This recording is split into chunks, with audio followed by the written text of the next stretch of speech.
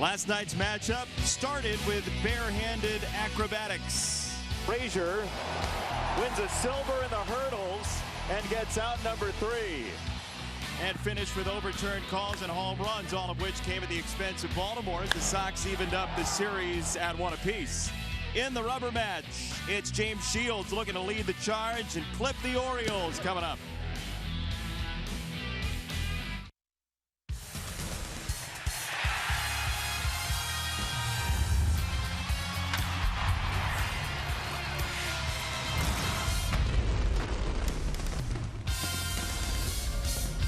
Another lovely day in Chicago. They're lining up to see Game 3 between the White Sox and their opponents from the American League East, the leaders of the East, the Baltimore Orioles, on a Sunday afternoon. Thanks for joining us once again. Jason Benetti, Steve Stone along with you. The Sox have had some injuries. Brett Lawrie's been on the shelf with a hamstring injury, so Tyler Saladino's been forced into action and handled it very well. You have to be flexible in this game because if you're not going to start at one position every day, you have to play a lot of positions, and Tyler Saladino can do that. And the good thing about it is he usually hits wherever he's playing. So last 5 games, 6 for 17, hitting .353. Last night, hit a home run, and he can play some defense, whether it's third or second. He does it the most unusual way, but usually gets the play made, this time throwing a ground ball to first base just in time. So Tyler Saladino has gotten it together, and hopefully the ball club can win this series. But to do that, it's going to be a tough pitching matchup today. And what do we have on the mound is the question. We've got a couple of veterans going head-to-head, although Bundy is not really a veteran as far as years in the league. James Shields has thrown it awfully well. The last 5 home starts, 3-2 with an ERA of 1.85. And he's gone into the 7th inning in each and every one of those games. Dylan Bundy, on the other side of the equation, was hurt for the good portion of his early career. But he is healthy now. Coming out of the bullpen, his last 3 starts has been brilliant. 2-1, 1.53 ERA. Opponents hitting nothing. And a no-hitter into the 6th in 2 of his last 3 starts. This is a guy with a big fastball. He was drafted number 1 by the Orioles. They thought he was going to be a star. It could very well be that he is. Yeah, he was first up in 2012, now 2016, finding his groove in the rotation. The offense is coming to play. We'll see if the pitchers can handle them. Orioles and White Sox are next.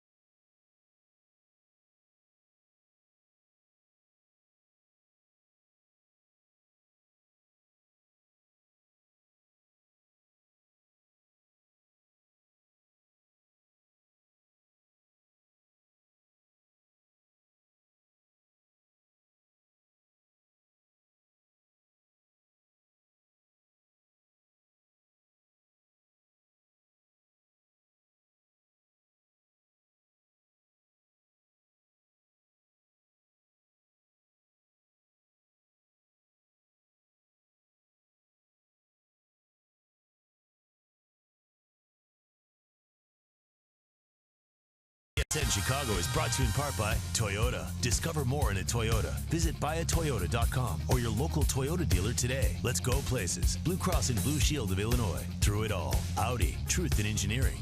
And by Xfinity. Xfinity X1 will change the way you experience TV. Welcome back to beautiful U.S. Cellular Field. It's a gorgeous day for baseball once again. And time now for our Lowe's home field advantage statistic. Things going well for the Sox in their last six. Last six home games, 5-1 with a batting average of .272, a slugging percentage of .415, and the starter's ERA has been immaculate. 154, and that's the reason why the Sox are dominating at home these days. They hope it continues today through James Shields' start. Sox at home overall are 29-25, and they face this Baltimore starting lineup with the lefties back in. Hyun-Soo Kim, who did not play yesterday. Pedro Alvarez as well, who got a pinch hit opportunity. Matt Wieters, the switch-hitting catcher, returns, and J.J. Hardy is in the 9 spots. It's the Kia starting lineup. Let's take a look at the Honda City defensive setup. There it is, and that's how it's going to set up behind Dylan Bundy. But how it's going to set up behind James Shields is Cabrera, Shuck, and Eaton in the outfield with Frazier, Anderson, Saladino, and Abreu in the infield. It would not be fair if the Orioles got to defend their own hits. I have a feeling that if that were the case, they would probably miss a few. There you look at James Shields. He is our Lexus Pursuing Perfection starting pitcher, and lately he's been very good. The ERA doesn't look like it, but lately throwing the ball about as well as you can throw it.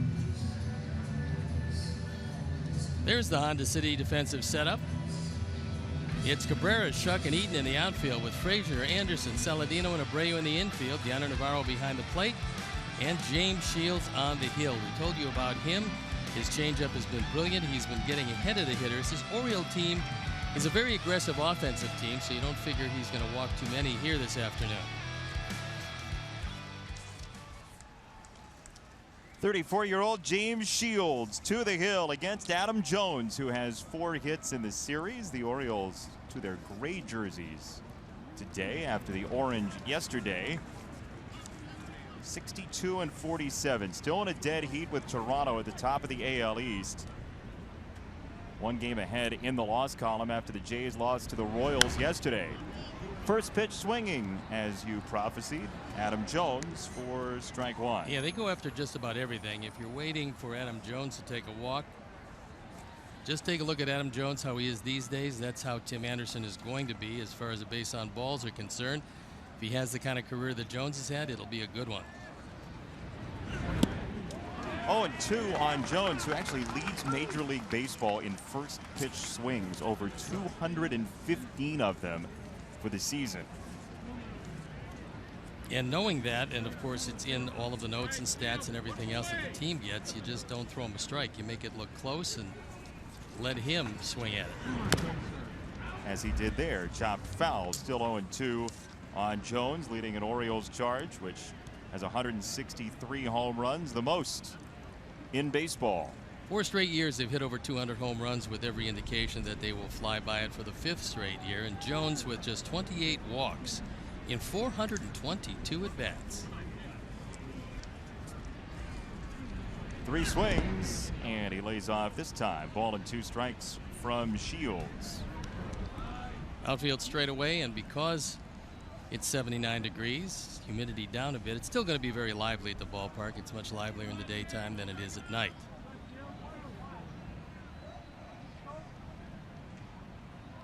1-2 to the opening batter of the day, and Jones hits it in the air again and foul. Last 6 games before his most recent start for James Shields, he was outstanding. 8 earned runs allowed in those last 6 starts. Gave up the 6 against Detroit, though he had a strong open to that game. He's the first to tell you that that last game, when he was a member of the Padres, and the first 3 as a Sox starter were just awful. But then he got it back together again, and he's shown the pitcher that's won over 130 games in the major leagues. Trying to dispose of Jones, who's seen him for 46 at-bats in his career. And that is just inside. 2-2. These two guys went head to head when James Shields was the #1 pitcher with Tampa Bay, his manager Joe Madden. And so they're very familiar with what each other does. And he goes around through it. Strike 3, 1 down here in the first. When you are familiar with what Jones does, you'll realize you don't have to throw him a strike to get him out. This is a straight change. It's well out of the zone. And Jones trying to check it up. But whether it's Mike Muchlinski behind the plate or Marty Foster at first, they both agree that he did swing. Orioles had 3 strikeouts in the first and 2 more in the second last night against Carlos Rodon, who was magnificent. And what a wonderful performance. Couldn't come at a better time. Giving him the confidence he needs. He's going to be a top-of-the-rotation starter, and he showed it last night. That stuff was just great.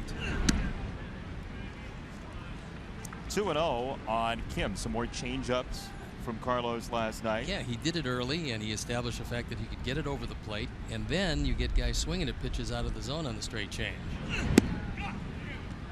The James Shields Wimbledon grunt is in full force this afternoon. Well, it held Maria Sharapova in good stead for a long time. Fastball strike, 3-1 for Kim, the 28-year-old outfielder who didn't start yesterday after a 1-for-5 in the opener.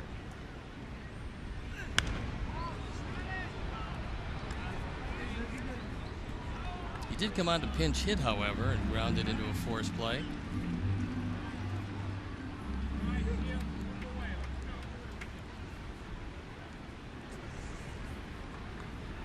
Two on the ground, second base side and through past Saladino for a 1-out single.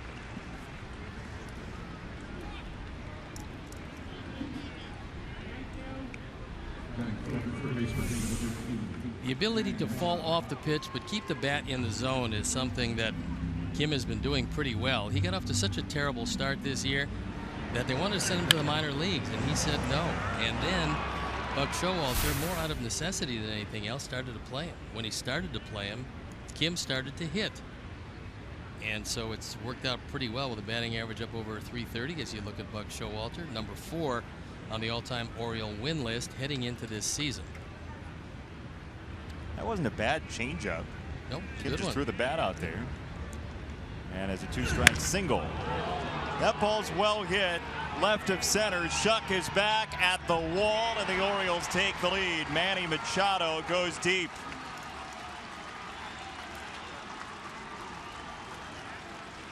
What a hitter Manny Machado is. He had a 2-run double and 3 hits in the opener, had a hit yesterday, and now his 23rd home run, giving him 62 driven in our 4th home run replay as Machado goes deep. This is a fastball on the outer third. That's one of the things he's been doing this series, is hitting the ball away very well. This is the first one he has hit left of center. However, J.B. Shuck runs out of room. You don't have enough room. You need no fence to have enough room to hold that one in the park. You need the polo grounds in center field. First pitch out of the zone to Davis, ball 1. We told you this Orioles lineup is a powder keg. It's very rare that you see them go 2 games in a row without a home run. As Shields misses for ball 2, though it had the zone. What'll be interesting here is that Chris Davis was not supposed to play today. He talked his way in the lineup. He just told Buck Showalter, look, I know I'm not swinging it well, but I'm feeling pretty good. I'd like to play today. And so Mark Trumbo, who was in the lineup, was taken down, and Chris Davis is in. He has a future as a Beltway lobbyist. Well, I think that that's how a manager can start to have his players feel pretty good about him, because there are certain days when players feel better than others. There are certain days when they need a day off. And although this was a scheduled day off, this wasn't just the head-to-head matchup with Shields. It was a scheduled day off, and Davis said, I want to go. So let's see if he's of consequence in this game. 3-2 on Davis, who, when you look at the career history against Shields, he's 4 out of 15 Those 4 hits include 3 extra base hits. As that ball clipped Davis, so he is on with 1 out. Well, that could very well be why he wanted to play. He felt that there was a hit batsman in his future in the first inning. So we'll take a look. It's a breaking ball and just barely got a piece of his foot. So he got the thigh out of the way, but couldn't get the back foot out of the way. And that actually is something that you might want to take a look at. That is reviewable. Hit by pitch is reviewable. Foul ball at the plate is not reviewable. Yeah, but apparently at this point, they decide they're going to play on. You only get the 1 challenge. If you're wrong, you lose it. If you're right, you keep it. And there's a long way to go in this one. Strike 1 to Pierce.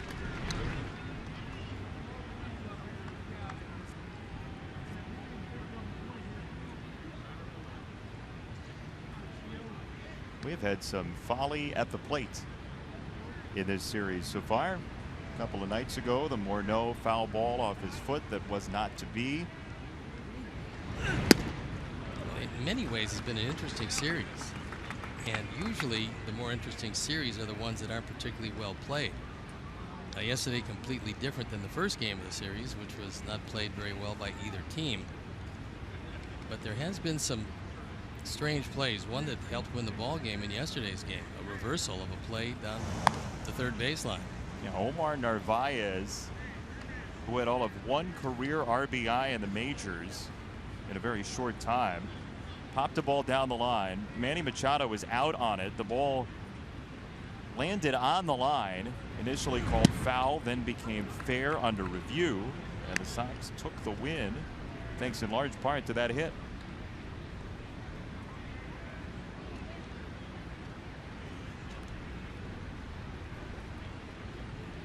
1-2 for Steve Pierce. He's still looking for his first hit in this stint with Baltimore.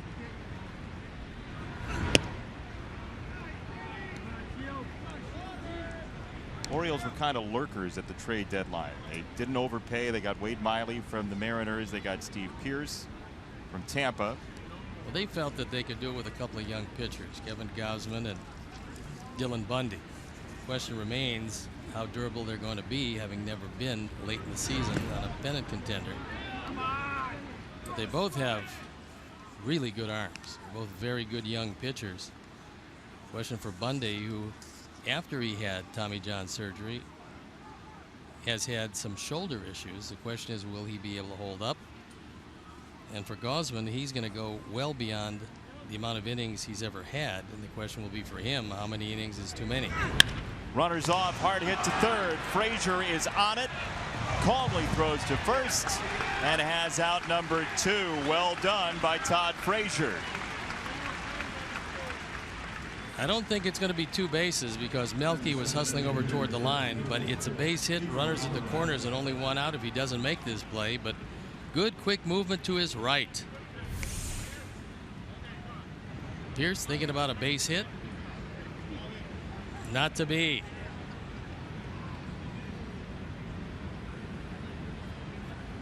With Todd well off the line, he's able to get to it and get it there just a half step ahead.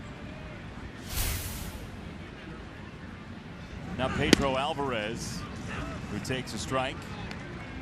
2 for 6 in the series after a cameo last night. A couple of home runs in the opener. James Shields combined between San Diego and our Sox.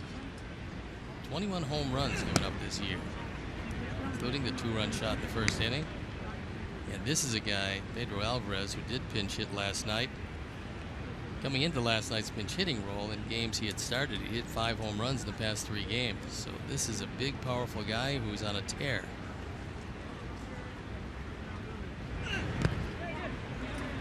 One and 2 on a breaking ball from Shields.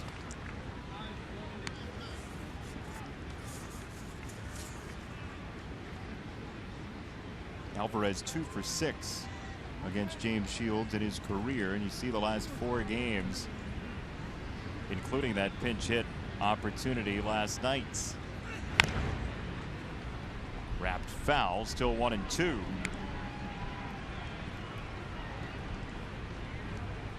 when your 8-hitter is the owner of 17 home runs, your lineup is deep with thunder.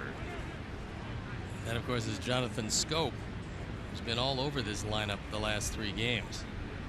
We saw him 8. We saw him in the 2 spot last night, only to be back in the 8th spot here today.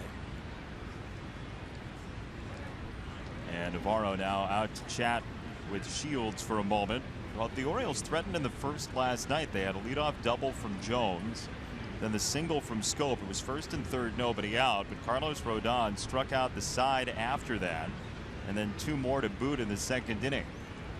I think pitching out of that problem in the first inning was the catalyst to get him one of his finest performances of the year. A thunderous ball club. He went 6, gave up 1 earned run. Inside, 2-2 for Alvarez, with the Sox shift well on to the pull side for Alvarez. That's a whole lot of work in the first inning. Pitch number 31 on the way, and if he wants to throw that curveball in the dirt, he's going to strike out Alvarez. Let's see where he goes. 2-2. Inside fastball.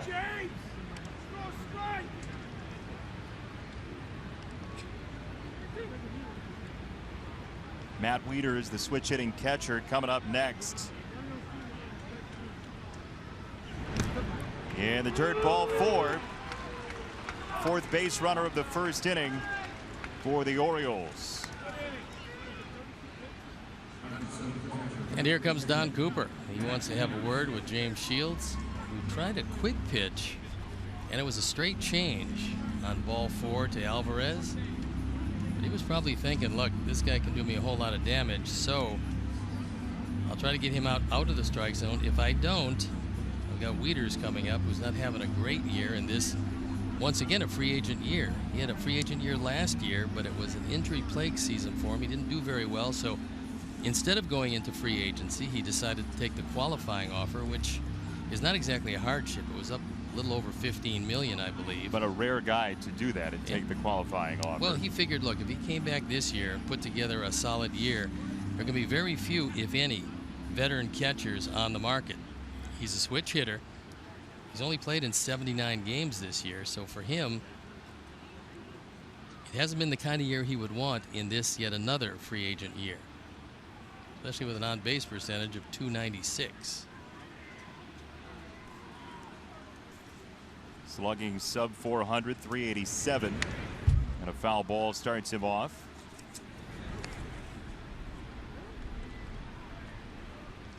Very highly thought of prospect coming out of Georgia Tech. He knew his first high A season in the minors, he knew he was headed to Double A. They have their high A and Double A teams separated by maybe about an hour 15 in Frederick and Bowie, Maryland. And Wieters got an apartment in between the two because he knew at some point early in the year he's going to end up in Double A. He was just one of the many stars that came out of Georgia Tech that were drafted way up in the draft. Mark Teixeira also on that list. Wieters in the air, center field. Shuck for round number 3. Manny Machado, though, provides a 2-run home run, and the Orioles are out of the gate early with a pair.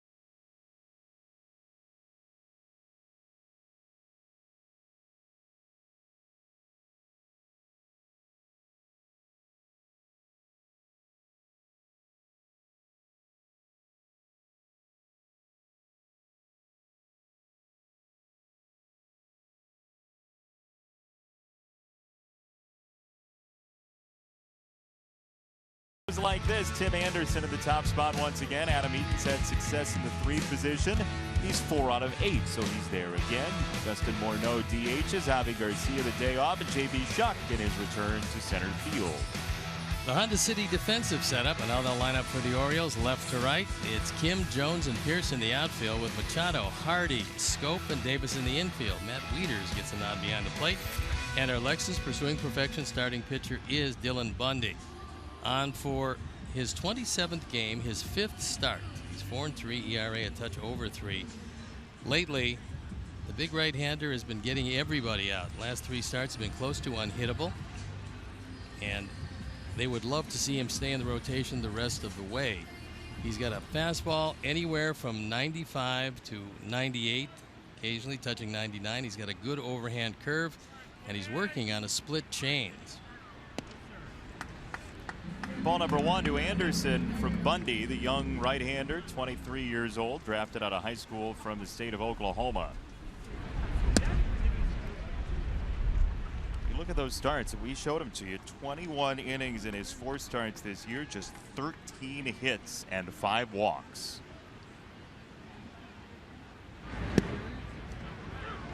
He took a little something off and got it over the plate.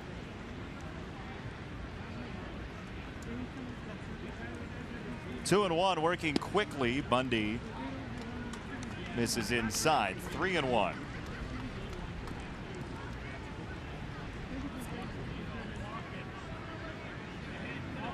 Tim 1 for 3 yesterday with a double. And there's a strike. 3-2 in the low portion of the zone. Tim Anderson, his 3rd career walk yesterday. Nearly had a 4th.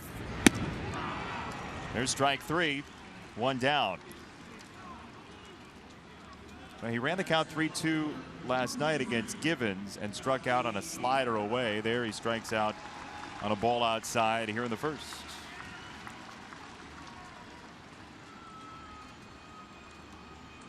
Now Melky. And Bundy, a #1 draft pick of these Orioles, the 4th overall in 2011.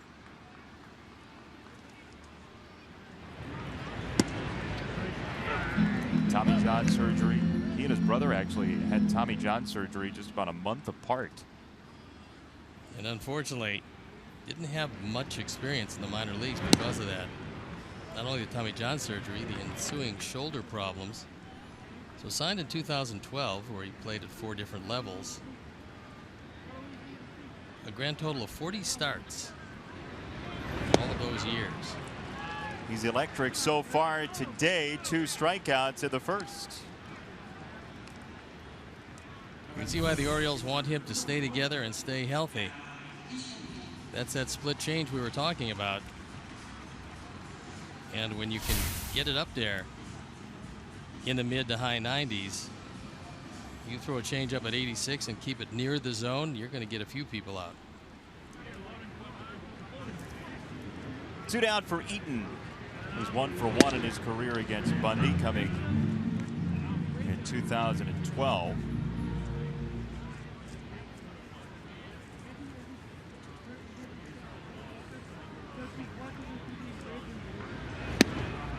Oh, and 2. There's that overhand hook. You can tell why he was a #1 draft pick. The just pure stuff is terrific. The question was always, could he stay together? That seemingly has been answered this year. Strike 3, and Eaton goes down swinging. 1-2-3 inning for Bundy, all via the strikeout.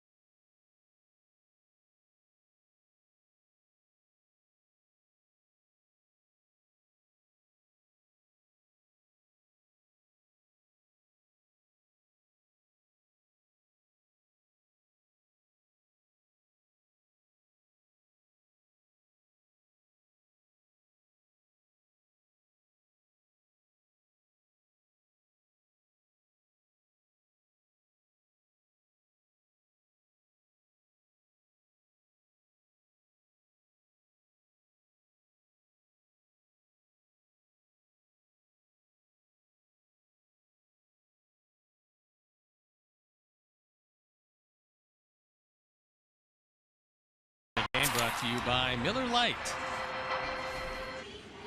And while you're enjoying Miller Time, you can follow Dan Hayes, our White Sox insider, all season long on CSNChicago.com, presented by The Great Escape. Pools, patio furniture, hot tubs, and more. Escape your everyday. Shop The Great Escape. Where is Dan Hayes, by the way? He's not been around this entire homestand in the booth. He's gathering some very useful information to take on the road with him this next trip. He is? Oh, there's no doubt in my mind. The trip that takes us to Kansas City, Miami, and ends in Cleveland. Somebody mistriangulated on that road trip. It is a little out of the way, but you get a chance to see a man who hit a 504-foot home run. Giancarlo Stanton hit one for days, 504 feet. You know, I don't know what's more amazing about that it was his longest home run of his career, or that my first thought was, well, it can't be the longest of his career. He's hit a lot of lengthy home runs. Shot to left and foul. Then later in that game, Stanton gets pinch hit for, and Ichiro puts up hit number 2999.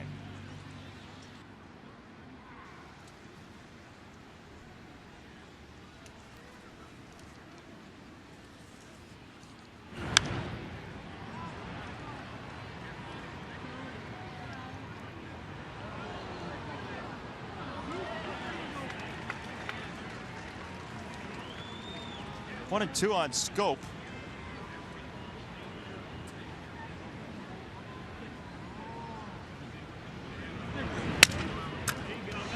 Broken bat to short. Anderson flew it for out number one. Time now for the greater coverage of baseball, brought to you by T-Mobile. And we'll take a look at the aforementioned Giancarlo Stanton. 504 exit velocity, 115.8. Well, hang time is always important, especially when you're not catching punts in the NFL. And launch angle, 18 degrees. That probably will determine that it's not going to be a ground ball. It also probably means that if you happen to be in Denver, that ball's going to go a long way. For Giancarlo Stanton, who happened to be in Denver when he hit that, it did. And I think today is the day Ichiro gets 3,000 because he's getting a start, and he's one hit away. That's a cannon to left center field. Shuck is back. He's at the wall, and the Orioles have done it again. This time it's J.J. Hardy from the 9 spot.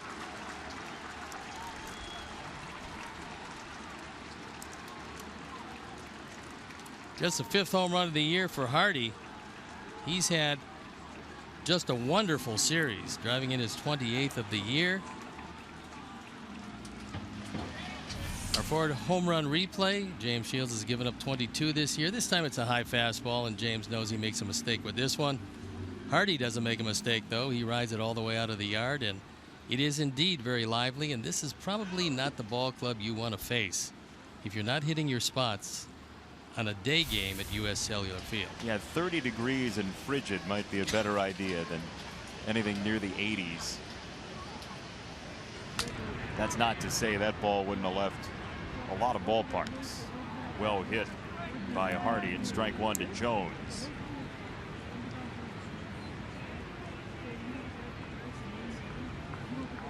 Adam Lamarck Jones. You ever met any other Lamarcks? I have not.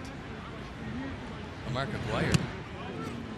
Hit by a pitch, thankfully ending that conversation right there. One on and one out here in the second.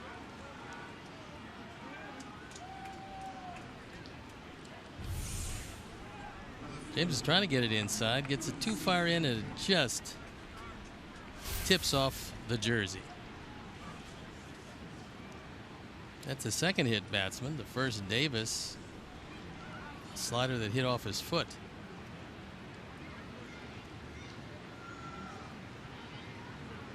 Got a jersey and a foot. And one on for Kim, who singled and scored in the first.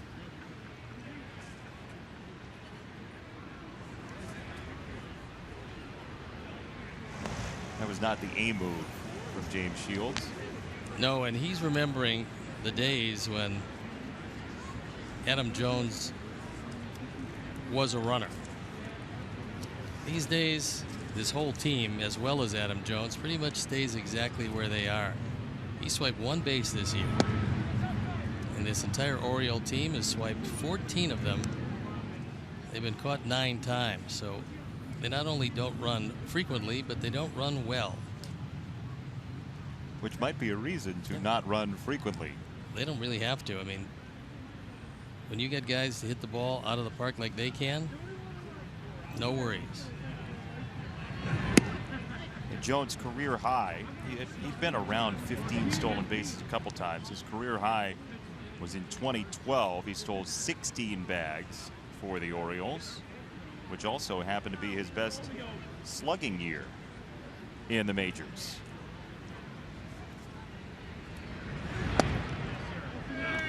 Two and one on Kim.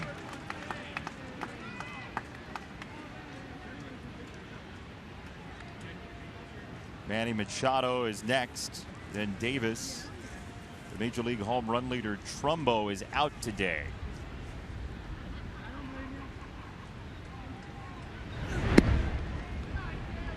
Low, 3 balls and a strike. This Oriole team comes into play today tied with Toronto. Well, they have the lead by the slimmest of margins. Boston comes in 2 games back.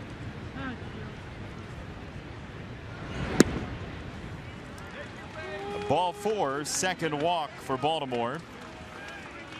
2 on, 1 out for Manny Machado.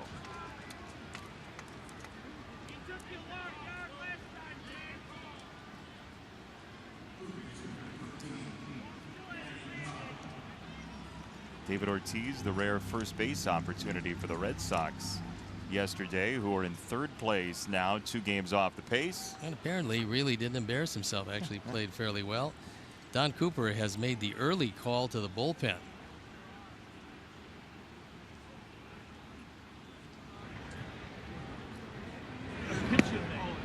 Ball 1 to Machado, who homered on the first pitch he saw in his first at bat. Well, good news is the bullpen has not been overtaxed in recent days. They are getting to work early. Deep to left field by Machado again, and this time he visits the bullpen. Looked like he was absolutely waiting for that straight change, and James got it over the plate. 2 home runs, 5 driven in 2 innings for Manny Machado.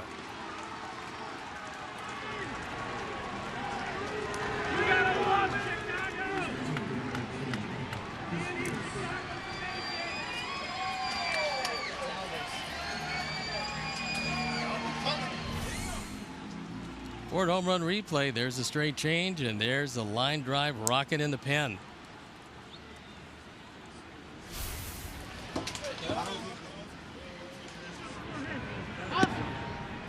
.369 feet to left on the home run for Machado. Strike to Davis.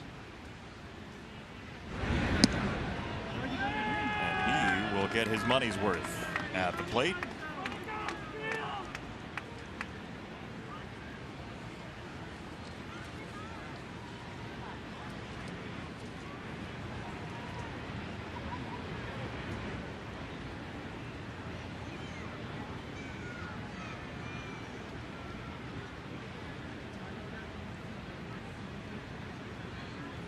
Two strikes, and he's hit. I think he got him again. Oh, he did it. He got away from it. Sounded like it hit him, didn't it?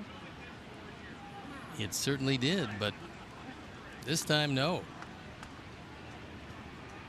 1 and 2. Might have been a better result. Whoa. Chris Davis. The Orioles go back to back.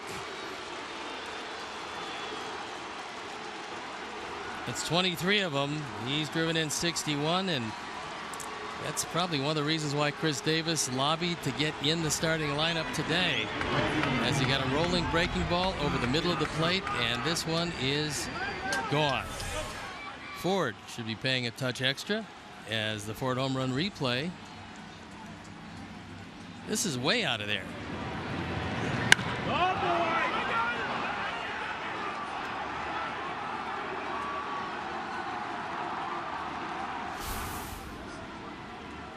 A no-doubter from Chris Davis. It looked like he was hit, and then he hurt the baseball. That is, Steve, the 13th time the Orioles have gone back-to-back this year. We talked about this lineup. We've talked about it throughout this series. It's just loaded with thunder. By the way, for Manny Machado, he now has 8 career 2-home-run games at age 24.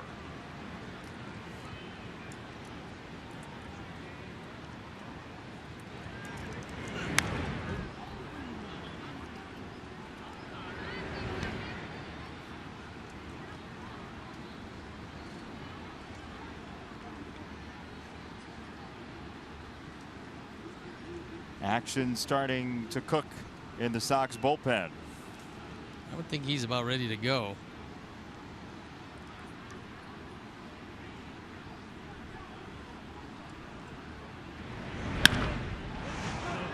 That's a laser that's fared down the line for Pierce. And it's a 2-base hit as a fan grabs it. So that's going to be it for James Shields. Just didn't have much. It was apparent early. And you get some of those days. He had a good run of starts. This one just not one of them, so he will depart this one. And Matt Albers will come in. So as he does come into this, we'll step out, be back after these messages.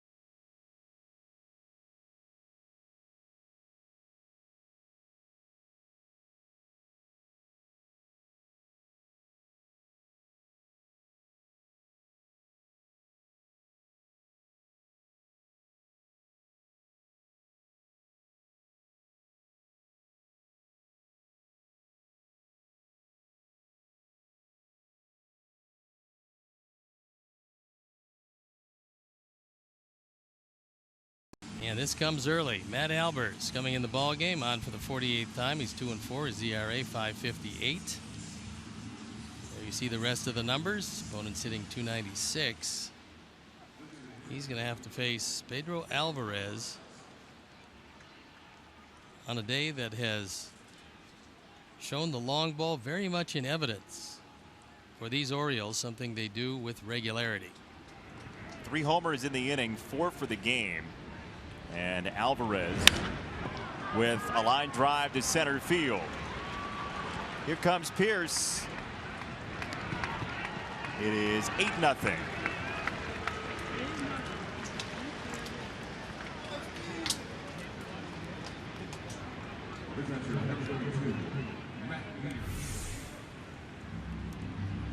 First ball, fastball away. Alvarez drives in his 39th. And you close the book on James Shields at 1 1/3 innings. 8 runs, all of them earned. Ninth batter of the inning, Matt Wieters, takes outside for ball number 1.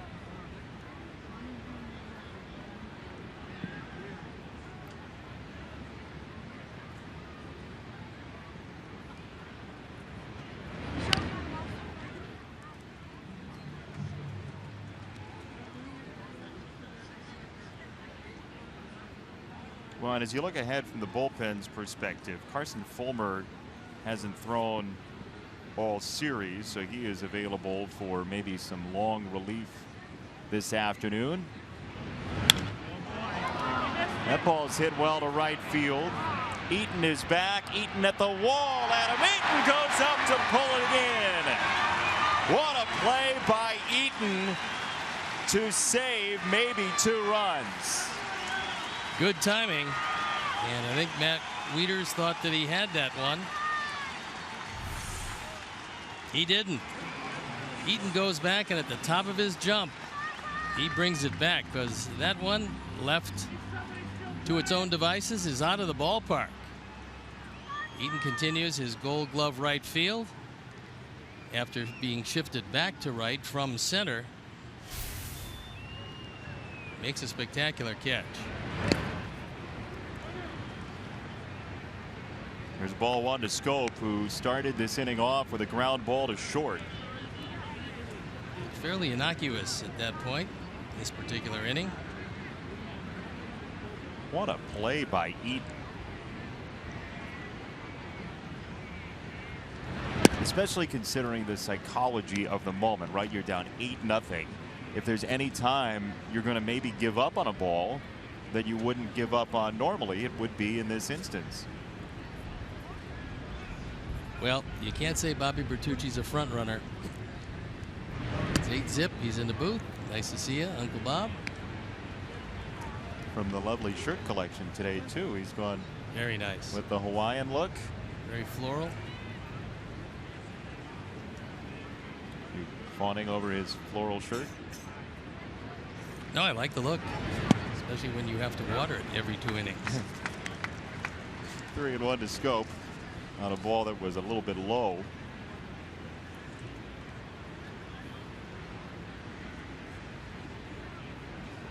Alvarez at first, 3-1.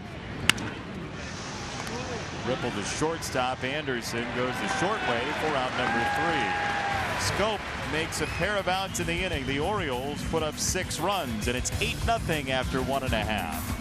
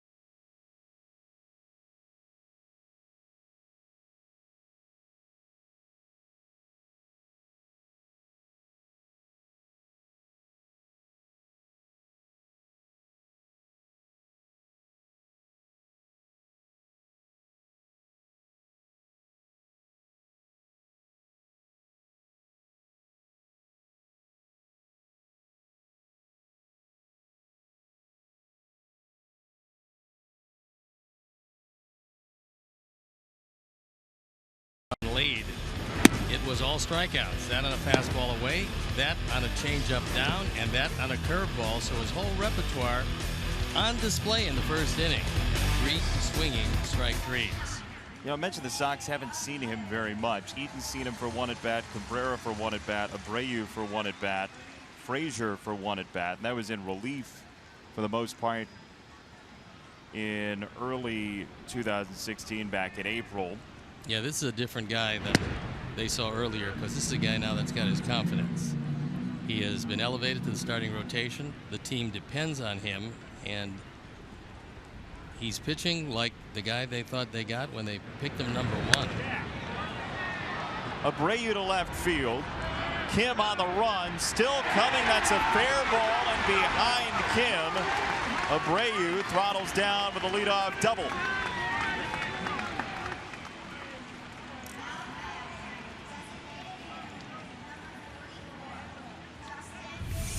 Jose is starting to heat it up. This is a curveball that doesn't do a whole lot. And Jose doesn't get a whole lot of it, but Kim has a long way to go and can't get there. Then the ball gets by him. And it's 2 bases. He was playing deep. He was playing around toward left center. And that one over toward the line. All right, Steve, so a run an inning, you keep him off the board. It's a tie game by the 9th. It's a great philosophy. You're assuming that this Oriole offense is going to be shut down the rest of the way by a succession of relievers, which is certainly an assumption that could happen. Thank you. Thank you for buying into my theorem. And in a theory that Sox will score only 1 run in an inning. They could very well have 3 in a given inning. So you're saying I'm undervaluing the possible theory ceiling here? It's a good theory. I don't think I would bet your house on it, but it's a good theory overall. Do people often bet their houses on things? Occasionally, if they believe they're right strongly enough. 2-1 on Morneau. I'll bet you a helmet full of ice cream. No, you've already lost that. Well, see, that's the In interesting the next thing. homestand, you will have to live up to that. 2-1 on Morneau. But I get to put the decorations on it. No, you don't. 2-2. The interesting thing about that was I didn't really win anything. There was no chance for me to win anything because the Sox winning 4 games in a row is a good thing. Yeah. And Well, so that would make you very happy then. And the ice cream will make you happier. 2-2. And he goes upstairs for strike 3. We owe you picks to click. So let's tell you about our picks to click. Don't forget, you can go to whitesox.com/pick-to-click to pick your pick to click. Adam Eaton to the fans, Tim Anderson to the crew, Melky and Steve once again joined at the hip like Oscar and Felix, and Tyler Saladino for me. You can vote before each game. What's going on, Stone? I find myself in a slump in last place. Well, second place, Yes, if you consider second all or 3 last. first place teams one entity. Bundy, round number 2. Frazier is washed away. Earlier today, it was announced that A-Rod will play his final game for the New York Yankees on Friday. He will retire. Did you expect that to come in season, to have his retirement happen in season rather than at the end of the year? No, but I knew obviously it was coming. Spectacular numbers through 22 years. Home runs, 696. RBIs over 2,000. Hits over 3,000. 3-time MVP. 14-time All-Star. Amazing career. But you have to look at what the Yankees are trying to accomplish with their team as they unloaded at the trade deadline and realized that with Mark Teixeira announcing his retirement, you knew it was just going to be a matter of time until A-Rod did. And I thought Brian Cashman said something interesting. He said, make no mistake about it, we are going to release Alex Rodriguez. So that goes in keeping with what the Yankees are trying to do. So Teixeira is going to do it at the end of the year, but they released Alex to get that roster spot to bring up somebody into it. They know that they owe him a great deal of money.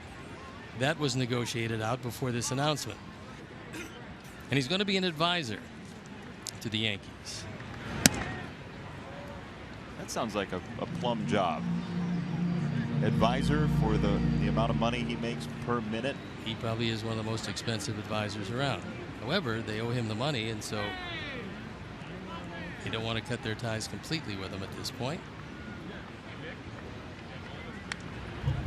What do you think the second most expensive advisor is?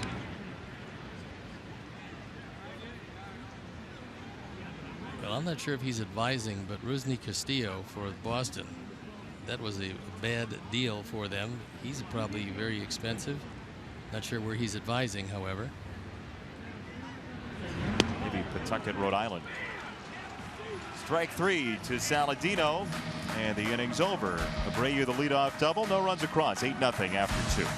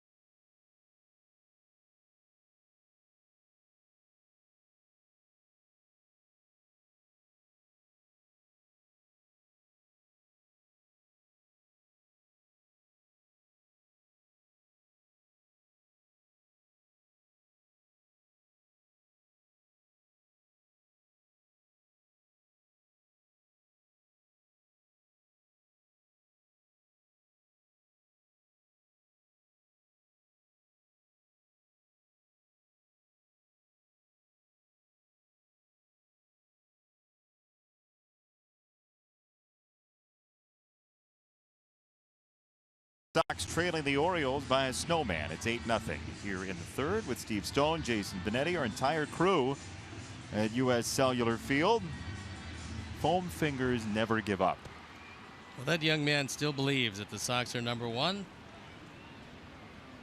And gentleman sitting next to him, very happy with the water bottle, sponsored by the city of Bedford Park. You can win big in Bedford Park. We are trained seals, aren't we? Yes. You haven't used our water bottle. It's sitting on the prize shelf. I can't use it. We might have to give it away. Well, you could use it. And then we'd still give it away? Steve Stone water bottle. Talk about winning big. Oh, yeah. Ball to strike on Hardy, who went deep to left in his first at bat. 4 home runs today for the Baltimore side. Your old hometown for a couple major league seasons. 4 of them. Pretty good ball clubs in those days. And then they knew what they had to do to win the World Series. They got rid of me. Deliver Mr. Stone and the next somewhere year, else. It was 1983 World Champions, Baltimore Orioles. Every ground ball they hit is a Baltimore chop.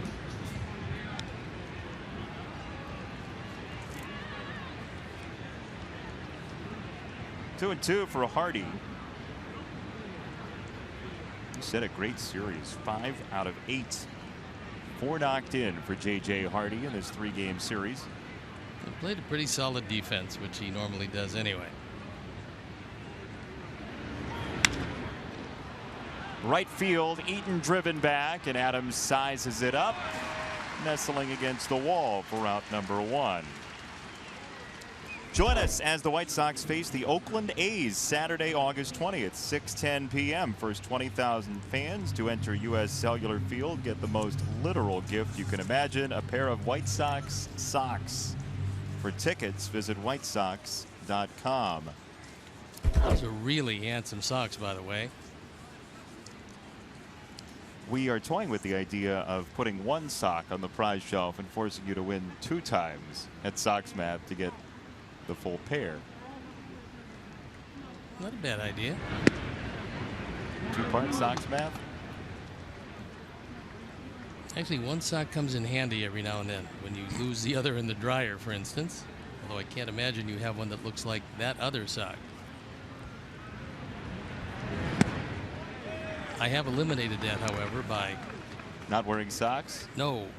buying 50+ pairs of black socks. The same kind. Pretty much. Yeah.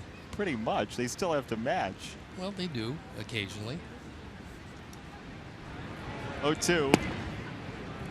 1-2 for Jones. By the way, the Tigers get a literal and figurative bad break. Nick Castellanos breaks a bone in his left hand, getting hit by a pitch.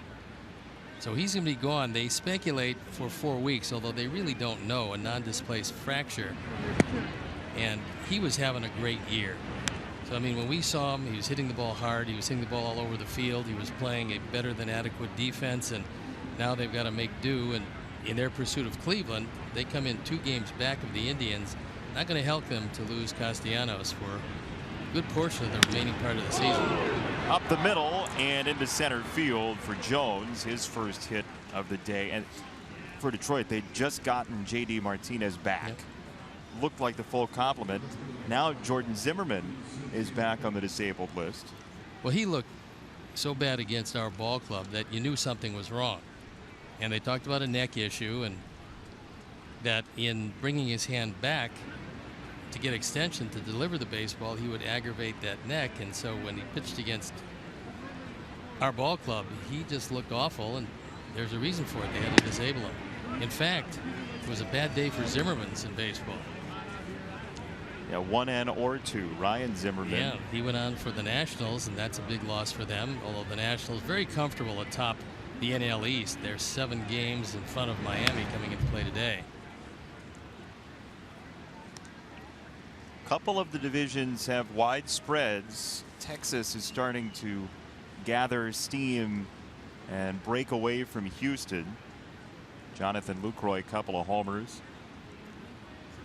And a big one, a 2-run homer, is they were able to defeat the Astros, and the Astros 6.5 games back coming in, and they can't beat Texas head-to-head. That's a big problem as the appeal to first. Mark Wegner says no. And remember all the fervor over who's going to get Tim Lincecum and all the teams watching him work out and pitch. And not good. He did pitch, and he got killed. And the Angels have designated him for assignment. Still a ball and 2 strikes on Kim, who scored twice this afternoon.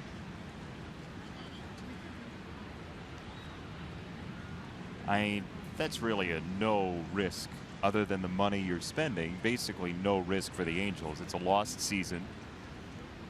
And they certainly needed a pitcher, and so they tried and didn't work out for them. This has been a year for the Angels where not much has worked.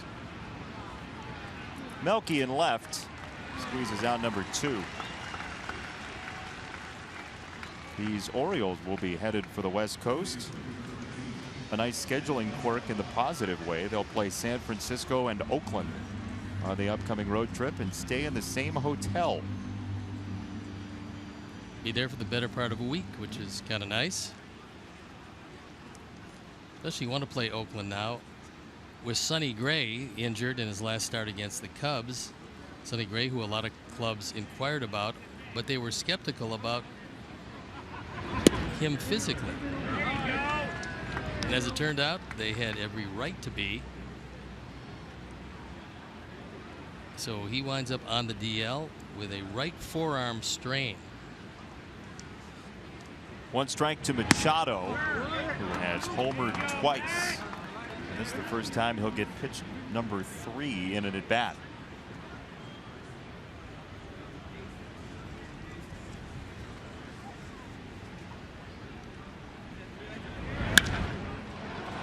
That ball is hammered left center field. Manny Machado is having quite the day at U.S. Cellular Field. His 3rd of the afternoon.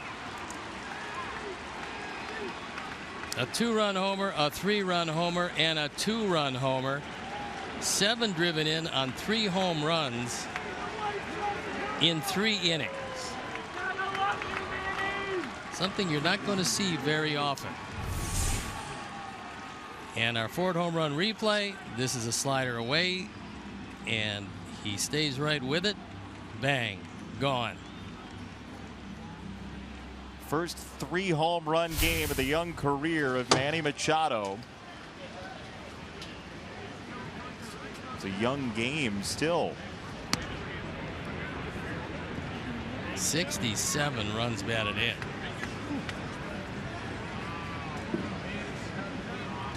.32 doubles, 25 home runs.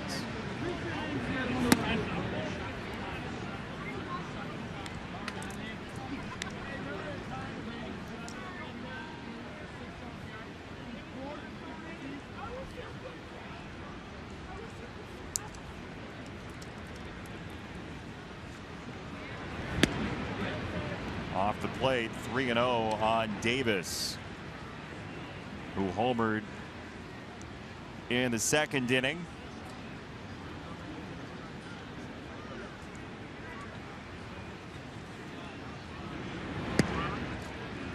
And a walk. Davis is on for the 3rd time.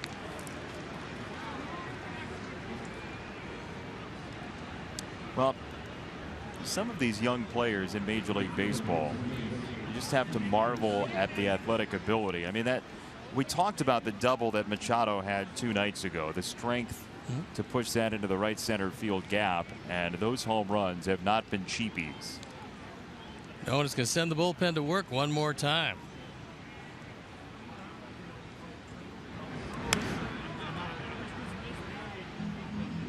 It's Tommy Kahnle.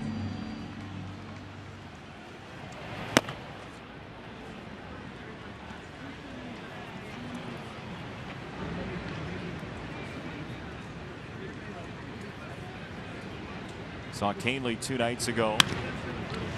Through the right side, base hit for Pierce, his 2nd hit.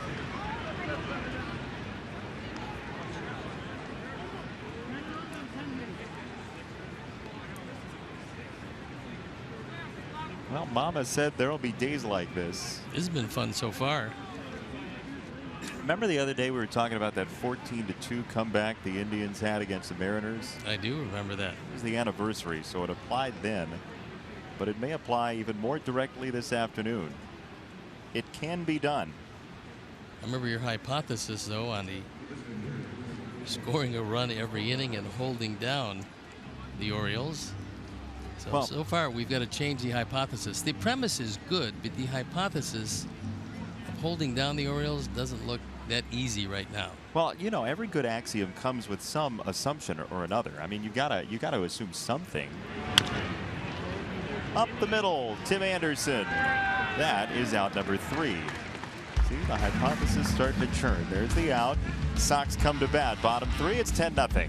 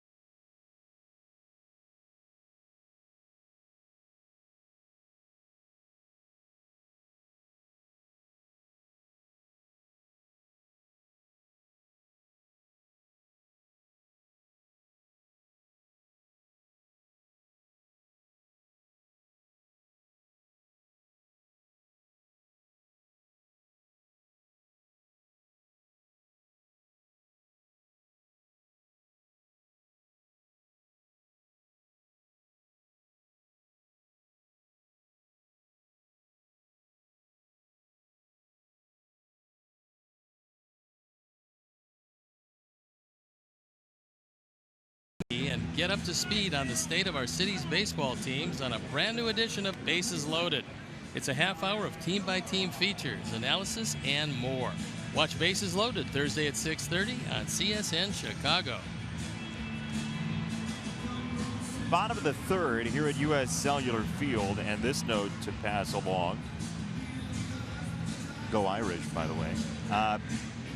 Manny Machado with 3 home runs in this game at U.S. Cellular Field. The last opponent with 3 homers in a game at this ballpark was Justin Morneau, current White Sox DH, July 6th, 2007.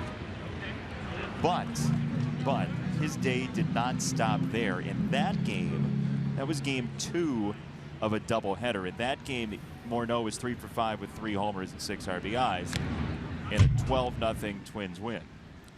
In the earlier game, the Twins beat the Sox 20-14, and Morneau was also 3 for 5. He scored 3 times and he drove in 3. So combined for the day, 6 for 10, 6 runs, 9 RBIs, and overall 32-14. The Twins with a twin bill victory. Well, if he can possibly duplicate that here this afternoon, there still is a chance for your hypothesis.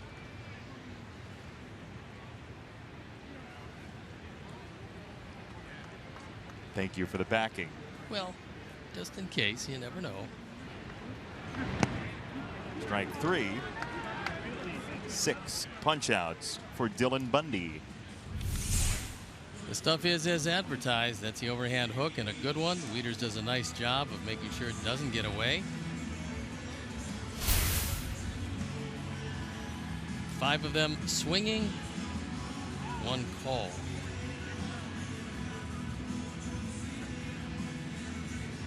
One out for Shuck.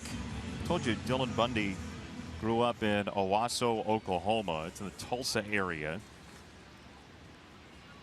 His father, Denver, the family owned a pasture, part of their plot of land, and his father, Denver, in order to get Dylan a chance to play more baseball, took the tractor and kind of leveled out a field so they could play at home, he and his brother. But Dylan was asked about the field. He said, "Don't let my father fool you into thinking that it was totally 100% level. I used to take one off the mouth every day."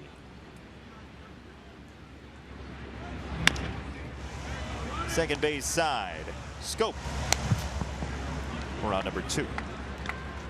Well, but for the Orioles, and I'm sure a sizable bonus as first-round pick, number 4 overall, he would have done almost the unthinkable for a young man growing up in Oklahoma, and that's become a Longhorn. He was committed to the University of Texas, but never saw those days as he went into pro ball and missed the better part. 3 different seasons early in his career. Rarely do you see a major league debut and then 4 seasons later his next turn up in the big leagues, and that's what happened with Bundy. I think that was a contractual situation. It looks to me like major league contract was signed, member of the 40-man roster, so when they expanded the rosters in September, they called him up, made a couple of appearances, nice to see you, and then started all the physical problems. That has since changed with the signing of major league deals coming out of the draft.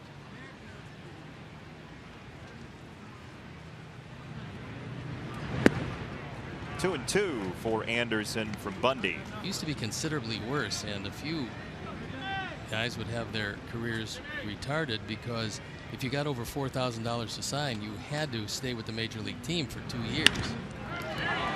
Tim Anderson, 2-out single, second hit for the Sox.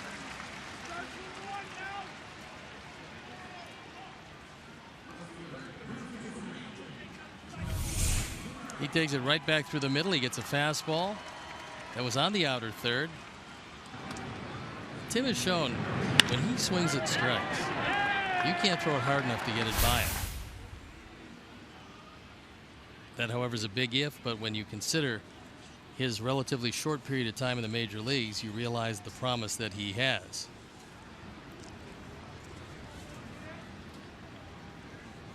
Anderson on against Bundy. And there's another first pitch strike from the young right-hander.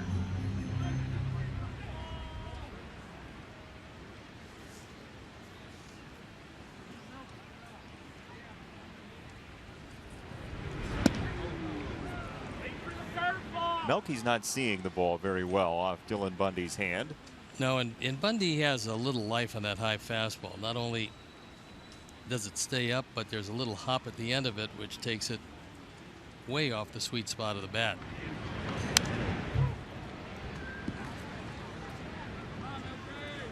What's the physics of that? What do you mean by that? Well, four-seam fastball, you try to pull down on it, and you're getting rotation, backwards rotation, so you get a little hop at the end of it. And that's one of the reasons why his changeup is so good, is because it looks like a fastball. You get backward rotation on it, and then the ball just doesn't get there. Schoop, final out of the third inning. 2-out single, no harm done. Bundy a shutout through 3, and a big bankroll of 10.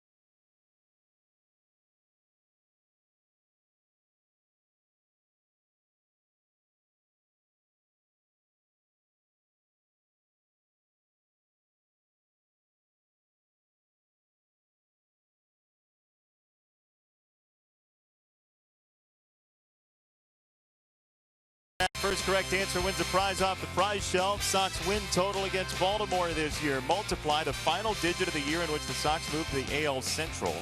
Add the number that represents Jack McDowell's nickname and subtract David Robertson's save total. That's your Sox math question for today. You can win something off our lovely prize shelf, including our honorific hat for the departing Megan Golden. Tommy Kahnle comes into the ball game. He's on for the 13th time. He's 0-1, ERA, .652. There you look at the rest of the numbers.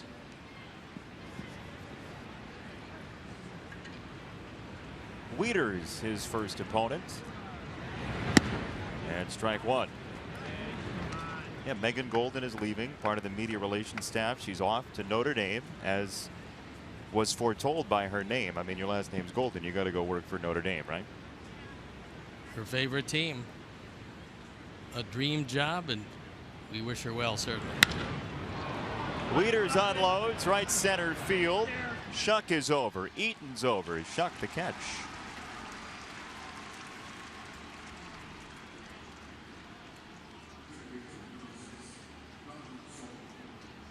High sky this afternoon.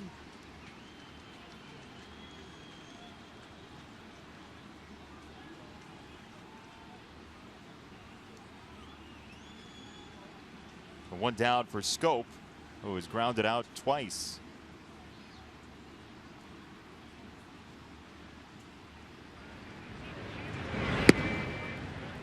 Ball number 1.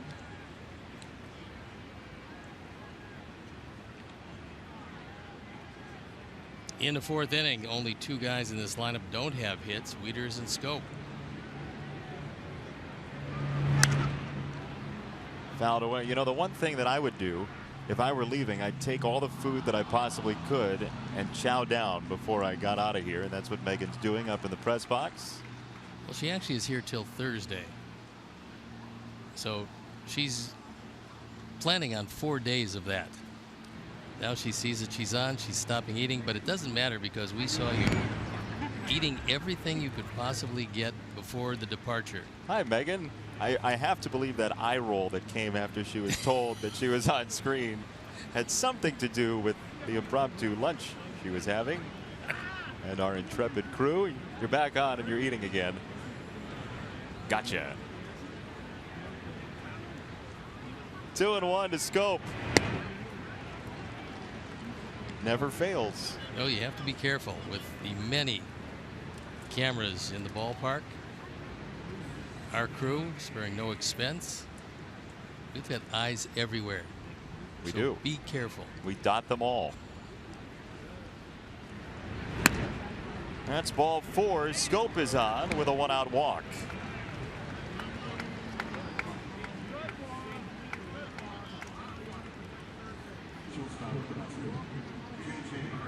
Here's J.J. Hardy.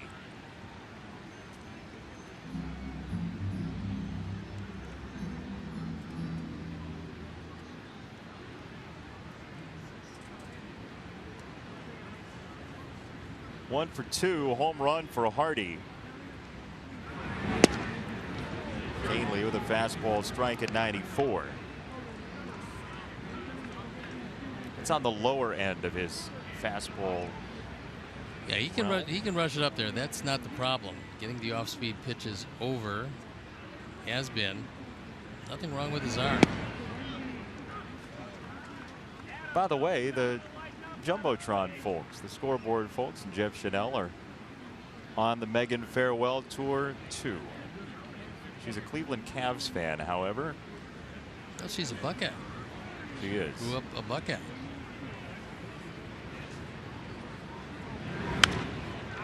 Fouled away by Hardy. Megan does a great job, no matter whether it's in PR or eating on television. She's fantastic at what she does. We wish her the very best.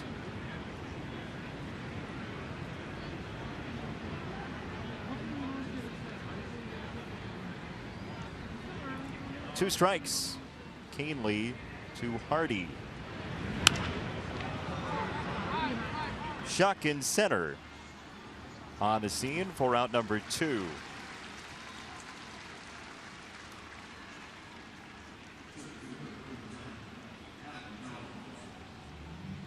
Another interesting story coming out of baseball today, and that's the Oakland A's strength coach apparently inserted a camera into the weight room to see if players, when the team was on the road, were working out, trying to get back as quickly as possible.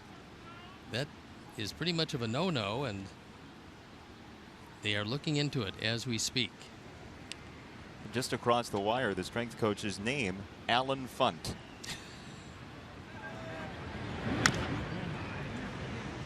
That's fairly amazing, but but don't you know which players are well conditioned and which players are stronger? Isn't it sort of self-explanatory as you watch them on a day-to-day basis? Yeah, except I don't think that was. I mean, you take for granted these guys are going to be strong and well conditioned. It's just they wanted guys to follow the workout regimen when the team was on the road. Watch out. Look out. And everybody appears to be okay as that one went pinwheeling into the stands. Wow, that is a frightening situation, and everybody comes away okay. You know, sometimes players will go and ask for it back and broker a trade. But I don't think you should do. I think if you're in harm's way, you get to keep whatever it is.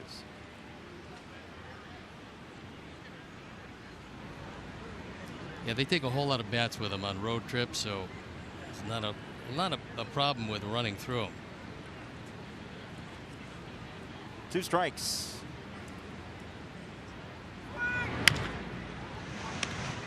Frazier sends and throws to second. The Orioles kept off the scoreboard here in the 4th. Tommy Kahnle does the trick. 10-0 after 3.5.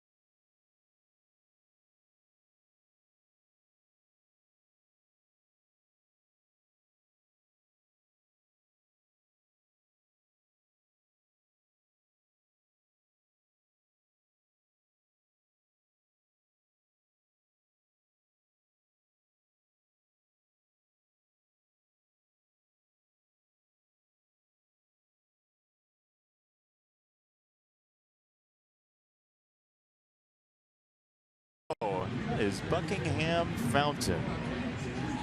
You know who's opening credits for Buckingham Fountain? Lindsey Buckingham. Love and marriage. Yes. Married with children. Hey, it's Dylan Bundy on the mound for the Orioles this afternoon. Alan How Pegg appropriate. not available for comment. Bud had soccer practice. Ball number 1 in the home 4th for Adam Eaton. Well, Adam took one deep last night, and it was a no-doubter. And hitting in the 3rd spot once again, where he's done a very nice job. Occasionally put into that position. And last night with a couple of hits, topped off by that solo home run. Speaking of that solo home run, it was a 3-2 game. It doubled the lead. And he knew it.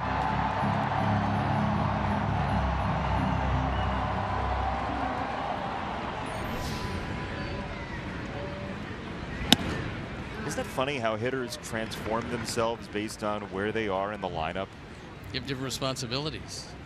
He came up in that situation thinking about getting something to drive, not necessarily hitting the ball out of the park. He was leading off the inning, and Vance Worley just coming into game. Maybe Adam thought he's going to try to get ahead with a fastball.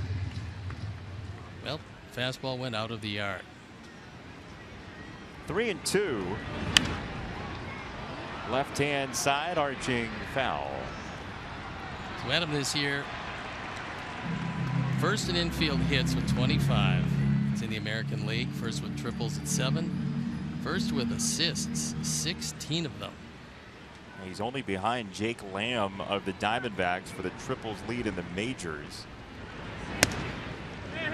And he has ball 4 to lead off the home 4th. Here's your Sox math answer for this afternoon.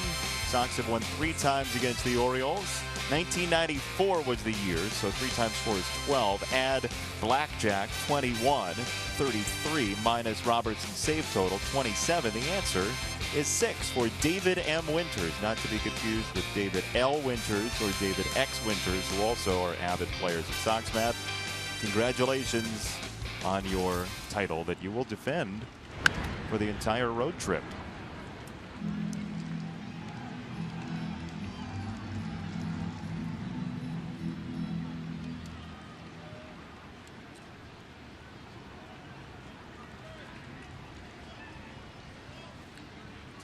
The one on nobody out for Abreu. Sox with the leadoff man on for the second time this afternoon. And another runner on for the first time this afternoon. Eaton sprinting for third, and he's in there easily. First and third, nobody out. Things really starting to heat up for Jose Abreu. Didn't have a particularly good night last night, but that's one of the few games where he really hasn't been of consequence offensively. But today, 2 for 2 in the early going. And this one rifled through the right side. It's a fastball away. It's actually off the plate, but he goes out and gets it and hits it hard.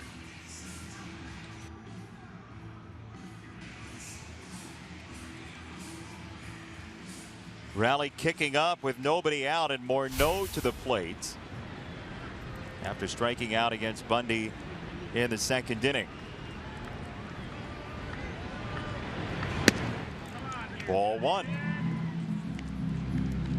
I think he could be hearkening back to the day when he hit 3 home runs in this ballpark. Well, that'd be a sizable Harkin. Had a great doubleheader that day. 6 hits. To right field and foul. Exactly what a pitcher wants to do with that straight change is get a hitter out in front of it, let him hit it as hard as he can, but make sure that it's foul. And at 86, a good 9 to 10 miles an hour faster than his fastball. He had Morneau well out in front of it. 1-1 from Bundy. And the gentleman 12 years his elder takes ball number 2.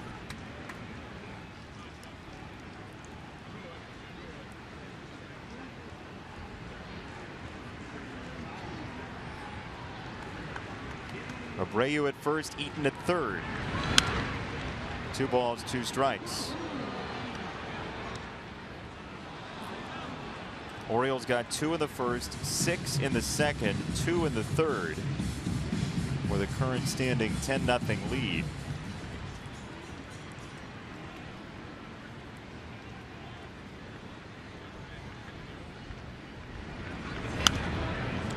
You know, you think about a game like this and you say, you know, if you could knock the starter out, then problem with the then there is the Orioles bullpen is mighty fierce. The Orioles bullpen has been outstanding all year long, and especially at the back end of it. They've got great setup men and a great closer. Another foul ball from Morneau. That's a good way to stay cool. It's 82 degrees right now, and you figure nothing better to do, especially at that age. You're not really worried about the score all that much. What folks don't know is that's what you do in between half innings. You splash around in the puddles. Ooh, no water and I, not so good. Really? Well, I mean, occasionally we all like to frolic some, but not quite that much. Maybe once a summer. You are a low-level frolicker. 2-2. Got a piece again right at the plate.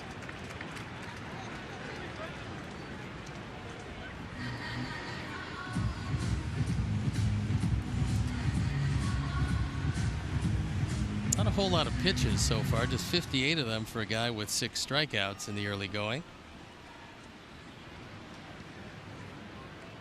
2 balls, 2 strikes once again. Another foul ball. Another straight change. Just unable to stay alive.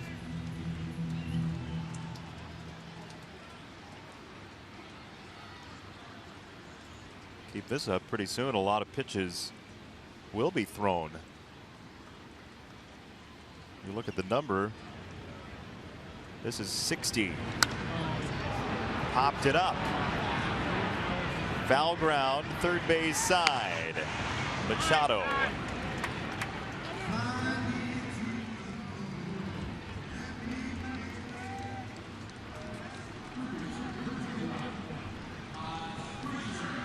You know, you just get 2 runs every inning and keep the Orioles off the board. You win it 12-10 in the 9th.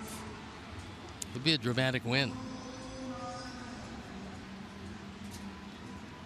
Key to a great hypothesis is it shifts along with the times.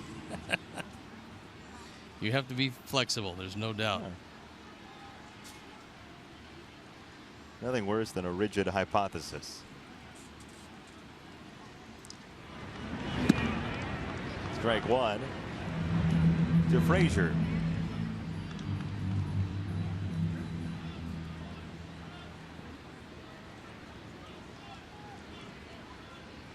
Ten runs on 10 hits for the Birds today.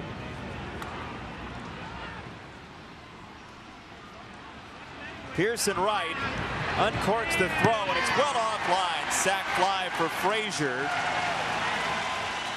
And the Sox are into the score column, 10-1. The leadoff walk, as it usually does, comes home to score. And they've seen Pierce's arm in this series.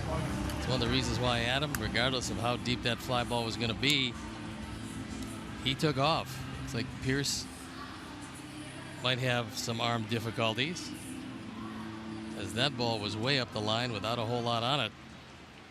And RBI number, well, one shy of 70 for Todd Frazier. First ball in for a strike.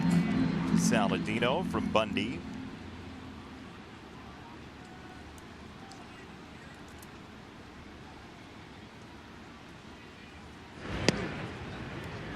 Breaking ball, 1-1.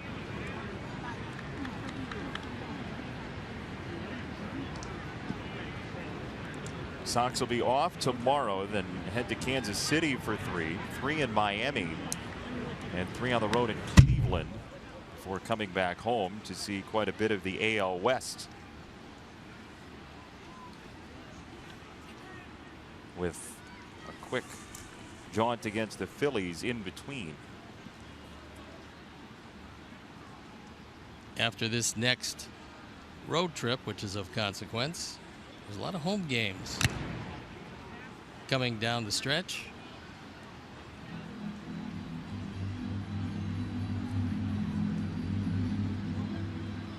I do have a 1-week road trip to Detroit and Minnesota. That's the second last road trip of the year.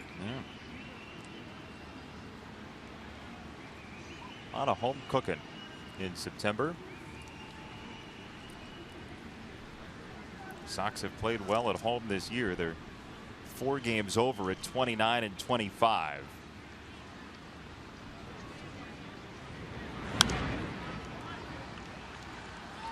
Fouled away again by Saladino, who we told you in the open, with more extended playing time, has fit in quite well at second base for the most part, and a little bit of third. And he's a shortstop by trade, so he can certainly play there on occasion, which he has.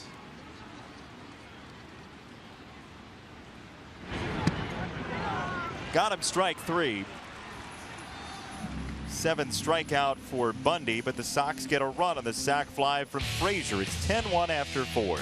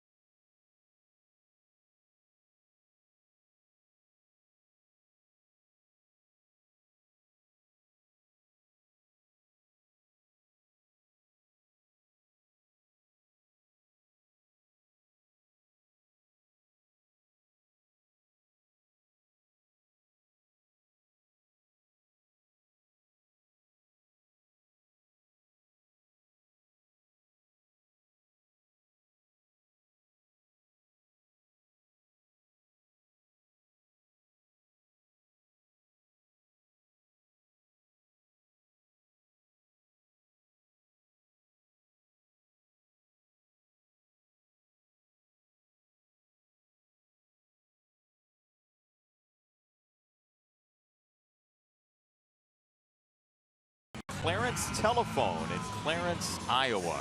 Somebody better give Clarence his phone back. He's going to need it at some point. Eastern Iowa. Hello. Face painting going on. Can we paint your face? For the road trip? Yeah. That'd be a good thought. You think so? Oh, sure. You can do it like in the 7th or 8th. Really? Yeah. Okay. The viewers heard that. But you have to go down and get the paint. What if I dispatched No, a member of our crew? No, you have to do it yourself, get the paint, then let's see what you can paint first. Paint the gnome first. Well, I thought you were getting painted first. We'll spackle the gnome. Top of the 5th, and Kim the batter.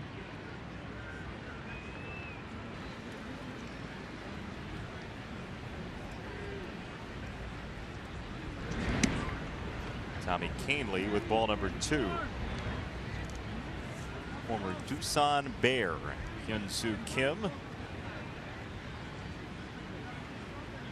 Over from the Far East. Korean-born left-hander takes a strike.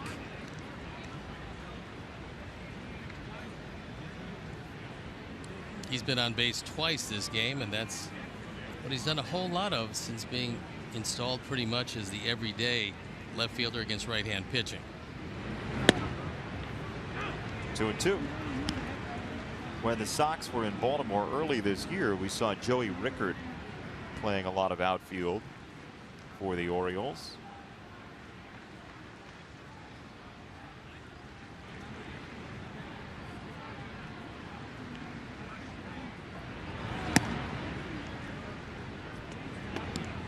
He's on the DL with a thumb injury. Had lots of injuries piling up around baseball. And some teams who are in it had to make do. And speaking of thumb injury, Trevor Story. Yeah, that's a tough thing for those Colorados. Especially with the Rockies being in the race. I mean, they're 3 out of the wild card at 500 coming into play today.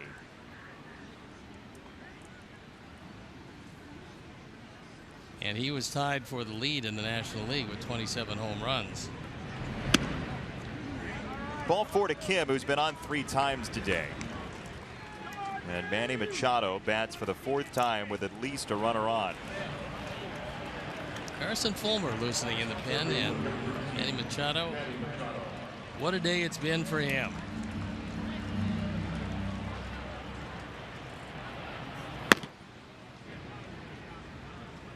He is the first Oriole with a 3-home run game since 2014. It was Davis who did it against the Pirates, Chris Davis. And a lot of time left today for Machado. Fouls that ball back. Here they are. That time he got a fastball down, and that time looked like a cutter. Line drive rocket out of the park, and that time was a slider. Hit awfully hard all 3 times. Up the middle, second base. Saladino, the flip, and the turn, double play. Clever by the Sox middle infield.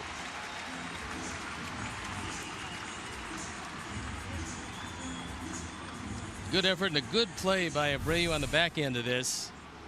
The glove flip. It's hard to get a whole lot on it, and it turned out to be a great flip. Even though Tim has to reach behind him, steps on the bag with both feet just in case. The throw off the mark, but the tag on the money. Machado was saving up. He had not made an out his first 3 at bats. He homered, so now he makes 2 outs here in the 5th.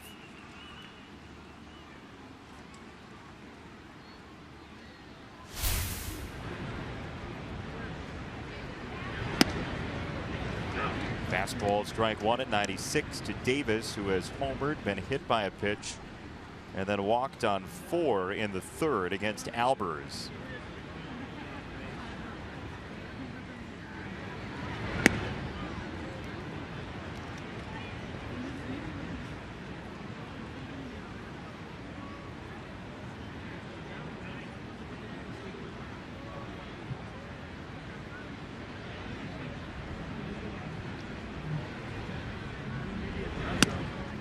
2 balls and a strike on Davis, who had been 0 for 7 in the series prior to this afternoon.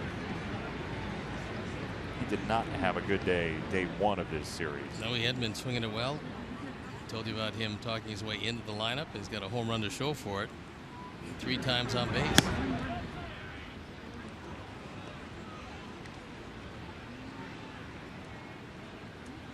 Very close to a 4th trip to first.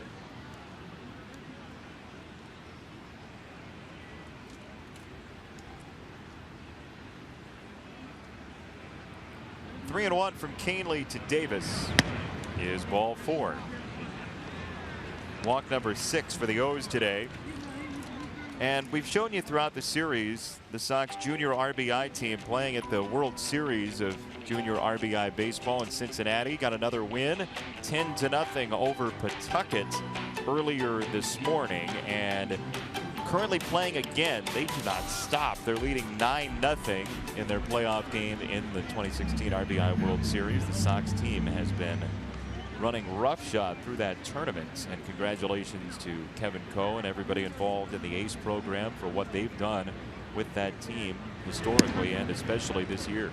What did they stick in? 162 games in like a week? Seems like every time you make any announcement, the team is playing and beating somebody badly, so they're not running out of pitching certainly, and the bats look pretty good. Pierce was scheduled to come up. Reimold hits for him, and Nolan Reimold takes ball number 2. I think it's the arm. I think on that throw, and I think he heard it when he made that throw last night. I think he's heard it again here today. It looked like it, at least, when he made the throw, because the throw went way offline, and then he looked like he was holding his elbow. So if we find out anything, we'll let you know. He was one of the acquisitions at the trade deadline. 2-1 to Reimold. He was 0 for 3 with a strikeout and a walk yesterday.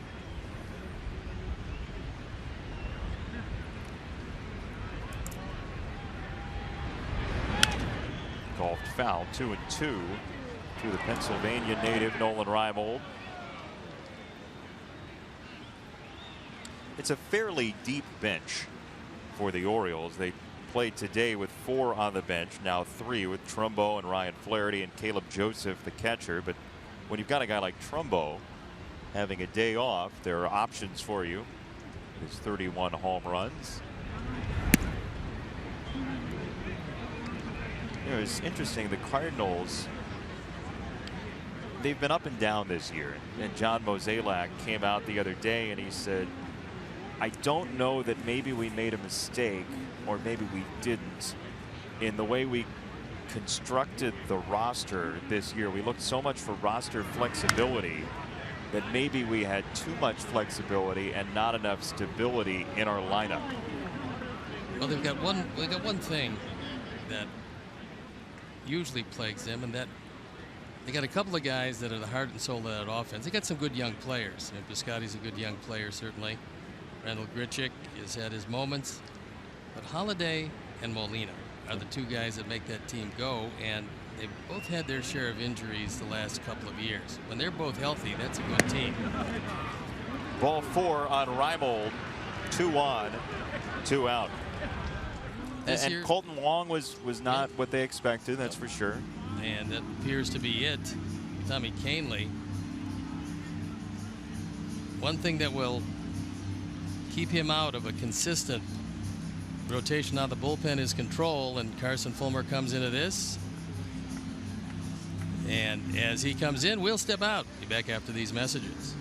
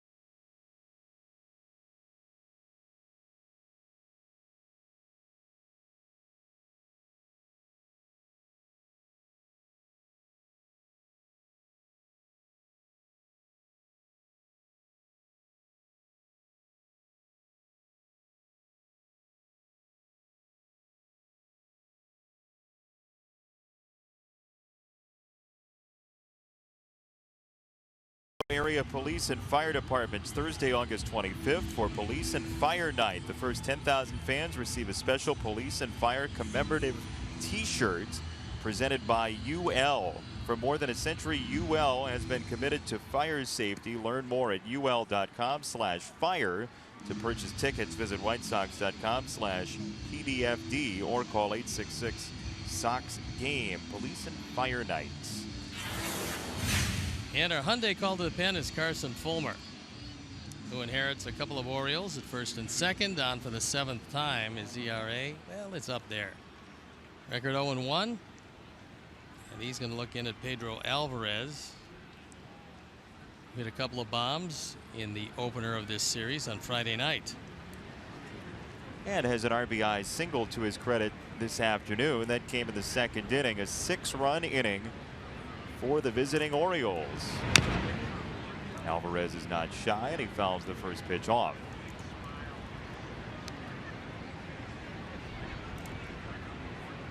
Carson Fulmer out of Lakeland, Florida, same hometown as Chris Sale. He's got some of those Lakeland genes in him. He should be okay. This has done, I would say, is a fairly nice start to his career.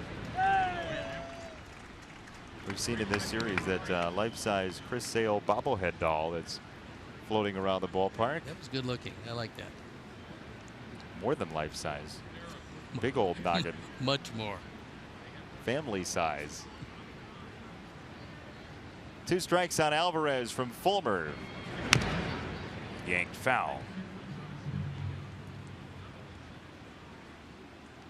Sox will be on the road for 9. Kansas City, Miami, Cleveland. Go west to go southeast to come back north and then return to Chicago.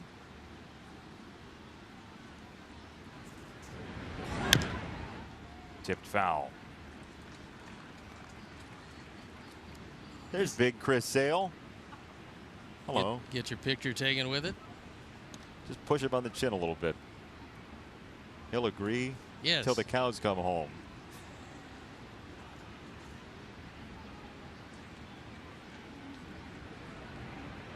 I would say you can ask him pretty much anything and he'll answer in the affirmative. Outside 1 and 2. If he says no, his head's going to fall off.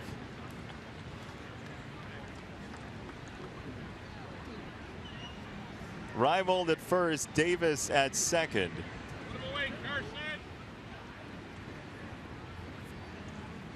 Fulmer up and out, off Navarro's glove, back to the screen. And Bob Rosenberg aptly calls it a wild pitch. This one just slips out of his hand like a slider that went the other way by a great margin.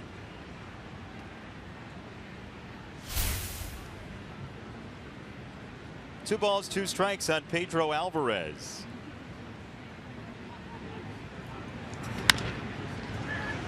Right into the shift. Saladino to retire the side. 3 walks, no runs. 10-1 after 4.5.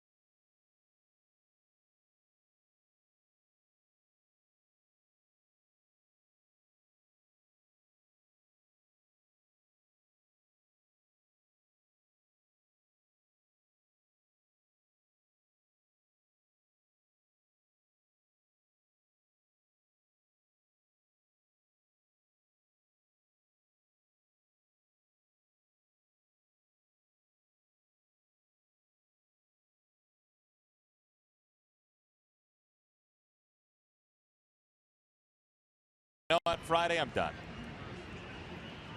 Yeah, I knew that. That's the dedication of Homewood Flossmoor's finest, Chuck Garfien. Ground ball Navarro, Davis for out number 1, and a new right fielder, as you might expect. Nolan Reimold is on. Came on a pinch hit. We get an update on Steve Pierce. We'll let you know. Nolan Reimold stays in the game.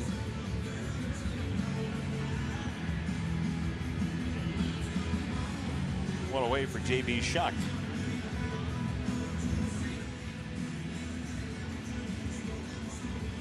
Avid Sox fans may know that J.B. Shuck is on the emergency pitcher list. He's pitched already. Yeah. And he actually got it up there pretty quickly. I mean, you could see that in his past, as an Ohio State Buckeye, he had some experience in that department. Usually one time will cure a position player of that, but because he had experience, I'm sure he could actually do that again. He was excited to be out there. Yeah. He was enjoying himself.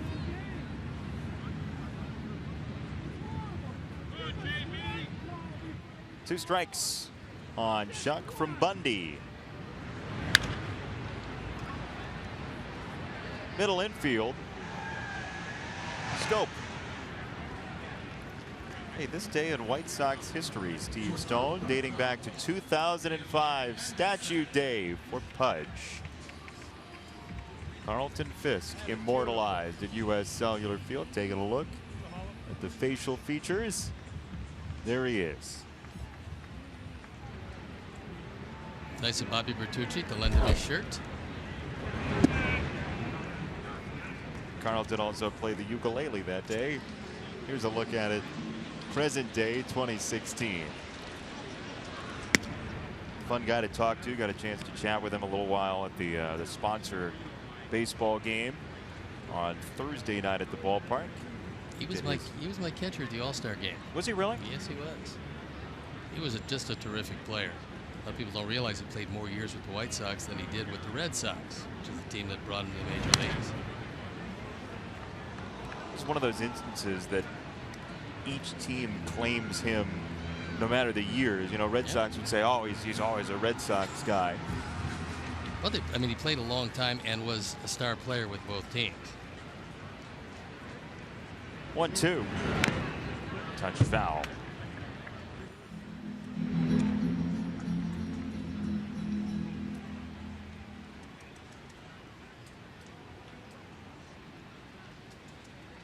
Dylan Bundy's only walked 1. He has struck out 7 through 4 2/3. Hardy is short for out number 3. 1-2-3 inning for Bundy. 10-1 your score.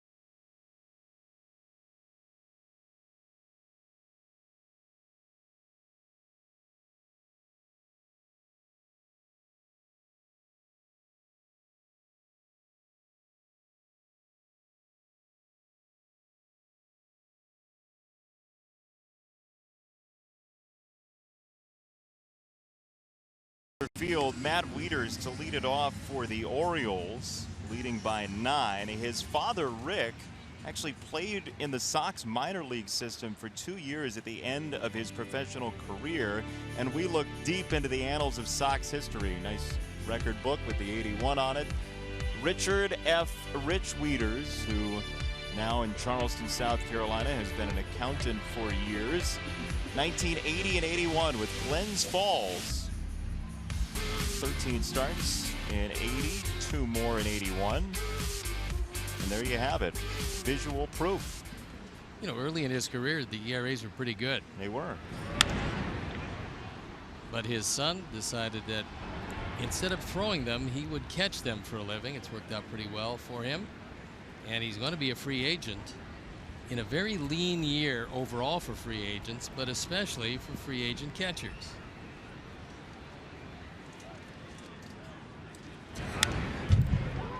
That's part of the reason you take the qualifying offer. Yeah, that, and last year for him just, you know, wasn't what he needed it to be. He was hurt most of the year, and then when he finally did play, he played in just 75 games. The hitting was okay. He hit 267.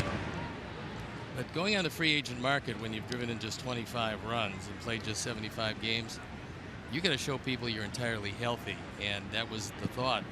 Get paid very well, come back, have a big year this year, and then go out there. Left field, Melky Cabrera for out number 1. By the way, Dad Rick played in the minors in 1980 with Ron Kittle in Double-A. Coming up through Glens Falls. Ron Kittle came up and did a pretty good job as a rookie for our Sox. Pretty big numbers. Eclipsed, I believe, by Jose Abreu, but just barely. Abreu, a tremendous first couple of seasons for the Sox. As Schoop looks at strike number 1. S-C-H-O-O-P, Schoop. Strike 2. A little more on that fastball than we've seen from Carson Fulmer. With the numbers he put up in college and the first-round draft pick of the Sox, I figure it's just a question of him getting the experience.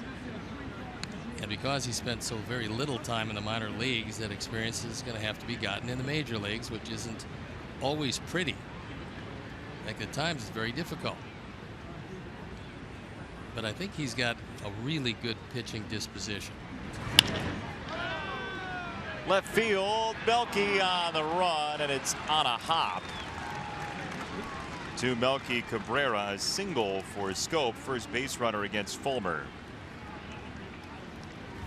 That's his first hit, leaving only Wieters without a hit in today's game as Carson tries to throw a fastball in on his hands, doesn't quite get it there. And Schoop, who's very big, very strong man, able to ease it into left field.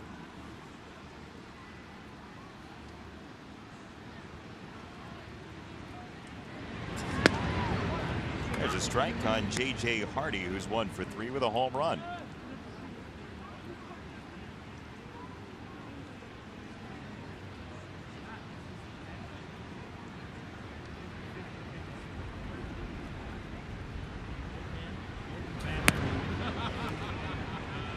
On a strike for a Hardy, second-round pick out of high school in Arizona, Tucson Sabino High School, who was at both Game 6 and Game 7 of the 2001 World Series as a kid.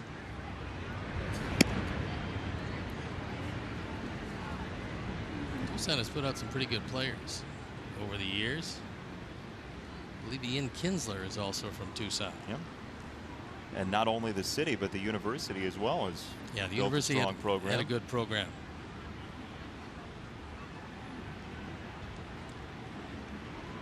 Two-one.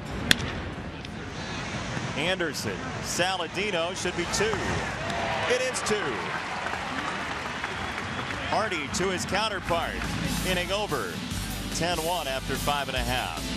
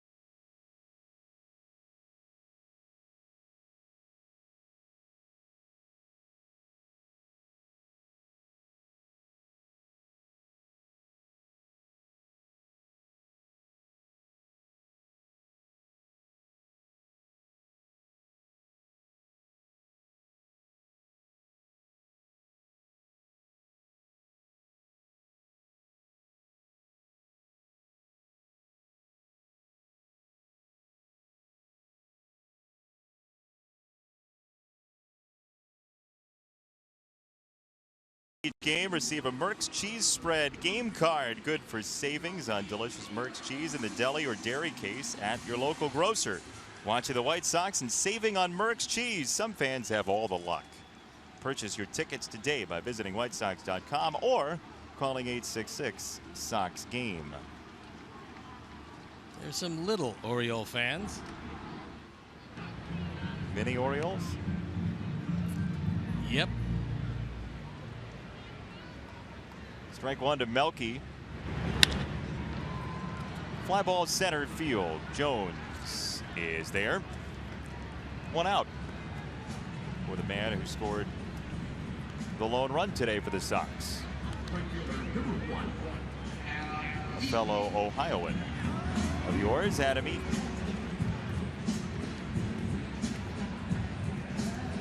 And then once again in the 3 spot. You get choked up talking about Ohio, don't you? I do. It's yes. Dear to your heart.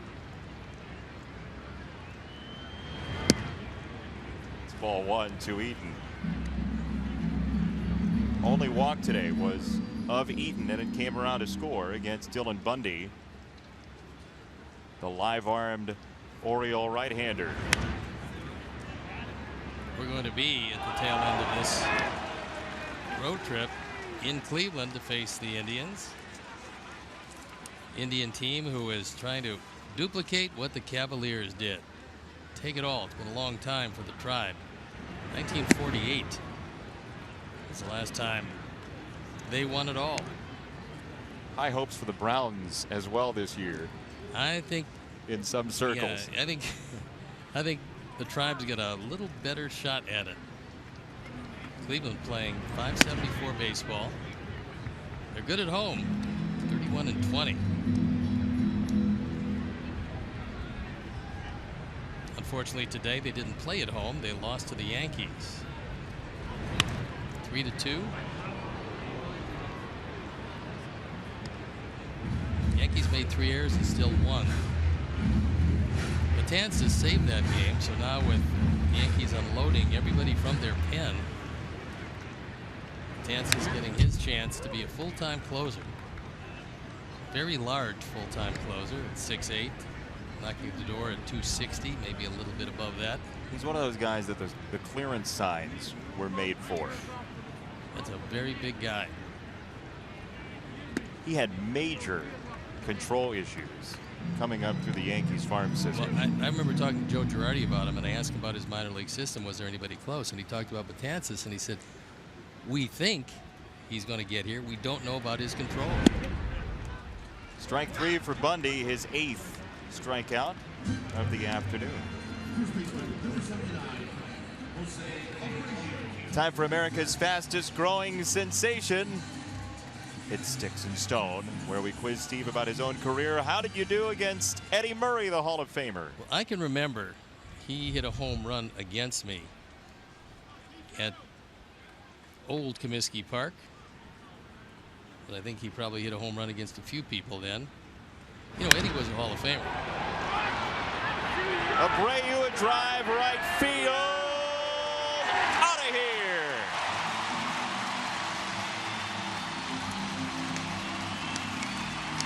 Things starting to heat up. We told you about what he's done lately. And hits his 14th home run. Now driving in 60, only a triple shy of the cycle. A towering fly ball that just kept on going. So we've shown the Ford home run replay for the Orioles quite a bit. Now the first time for the Sox as Jose goes opposite field. And both numbers, home runs and runs batted in, starting to rise precipitously. And with that home run, another generous donation for the Alex Nellius family in loving memory of Ursula. Ball to strike on Morneau. So I'm going to say that Eddie probably did very well against me. He did very well against everybody. You think so? Yeah. 13th all time in hits. So it's no shame. 504 home runs. The second most prolific switch hitting home run hitter. one of 3 guys with 500 homers and 3,000 hits. To find out who the other 2 are, stick around. 10-2.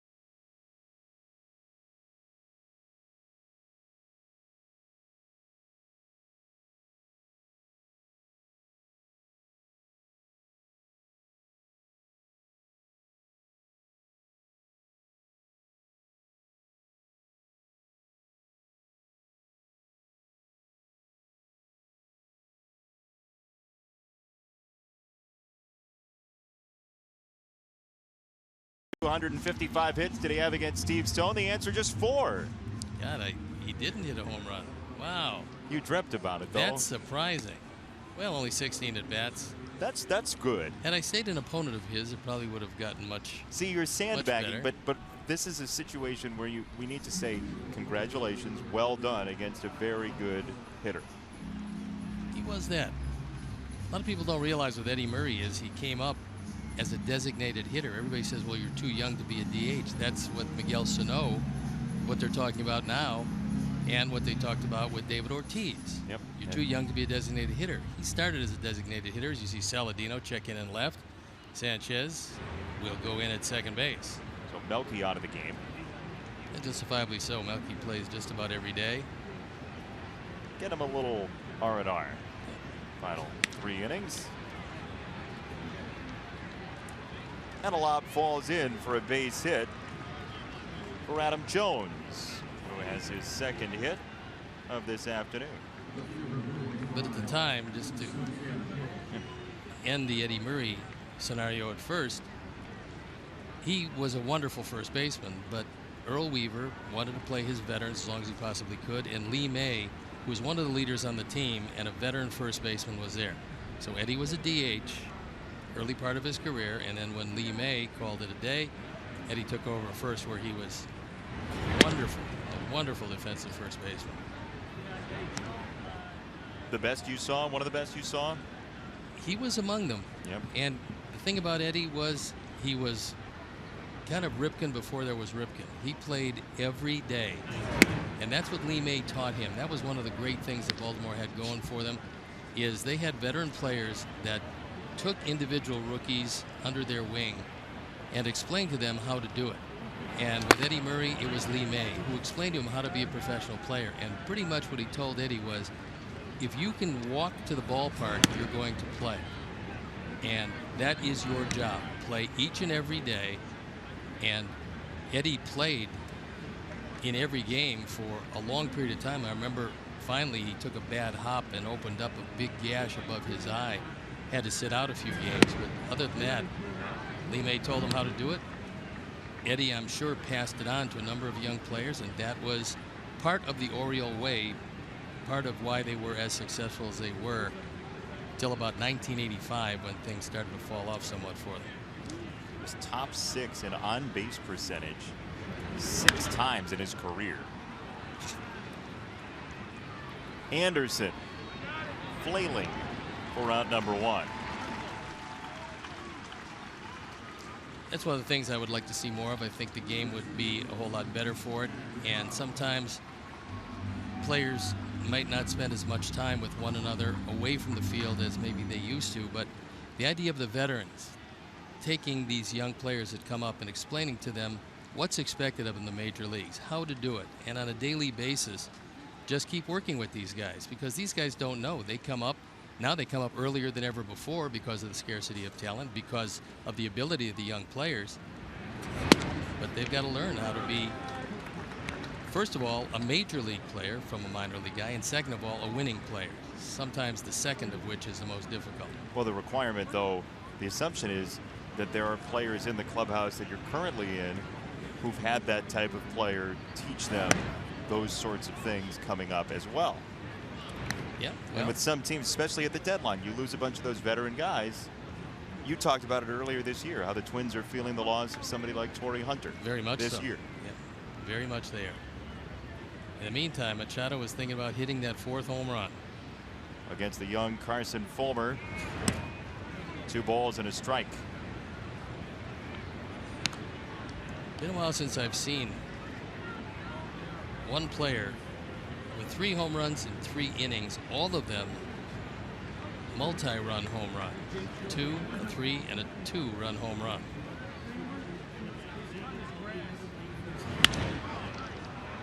Center field, Shuck. 2 out. Jones chased back to first. And an update on that junior RBI team that we've told you about. They've won yet again, and they will play Atlanta Metro for the Junior RBI World Series Championship tomorrow at 7 a.m. Sleep fast. So congratulations to the Sox team again. They got a big advantage. What's that? Not a lot of nightlife among the boys. They'll be right back at it early. 2 out for Davis.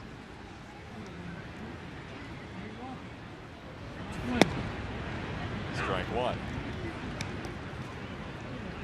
4 times on for Davis today. 2 walks. He's been hit. He homered as well.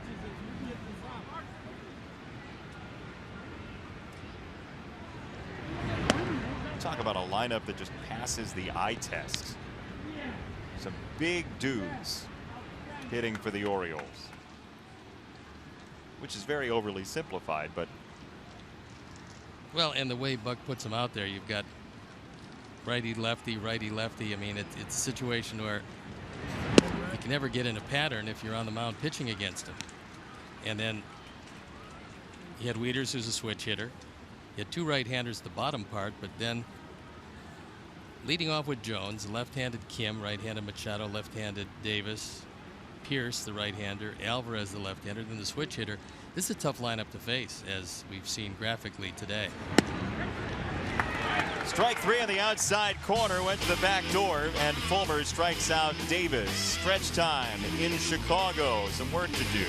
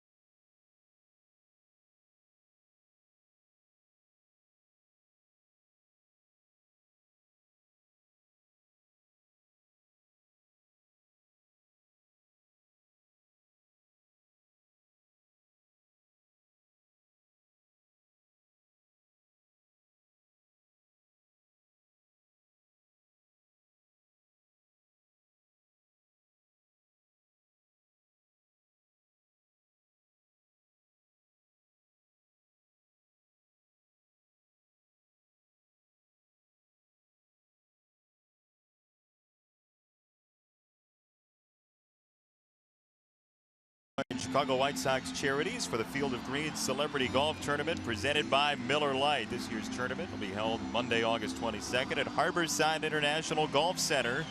Join the fun and sign up your foursome by visiting WhiteSoxCharities.org or call 312-674-5391.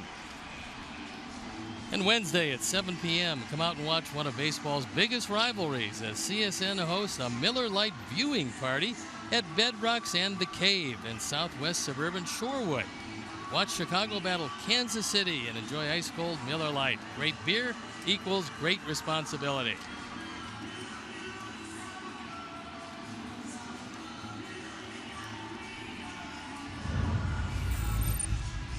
Todd Frazier in the fourth inning, a sacrifice fly, albeit a short one.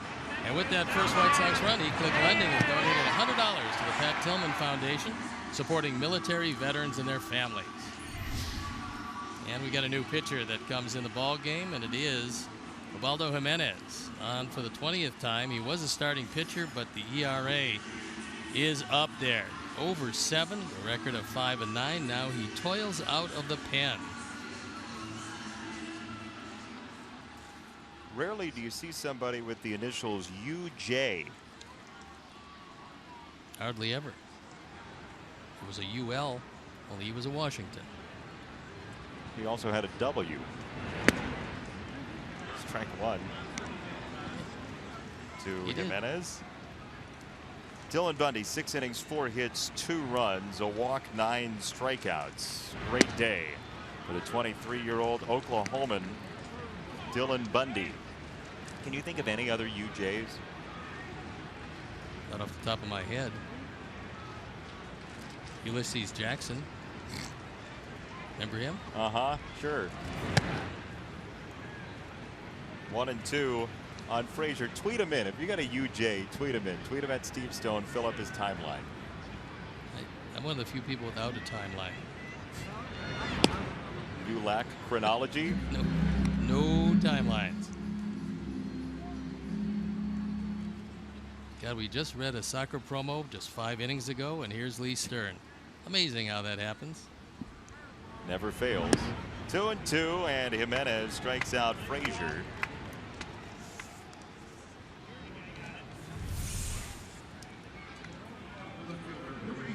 Curveball by Jimenez, who has had some really good years, and then because there's so many moving parts to that motion, he's had some problems with it. This is just the second time out of the bullpen. He's had 18 starts this year, but 116 innings, 116 hits in 87 innings. That and the 53 walks in the 87 innings have been a big problem for him. In case of injury, he's nice insurance to have. Yeah, you can stretch it back out. He's a veteran out of that pen. Scope, 2 away.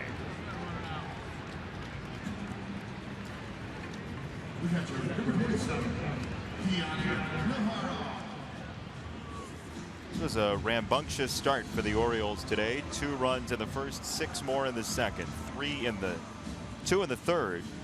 So 10 there and 10-2 your score. The O's have yet to push one across since the third. Ball 1 to Navarro.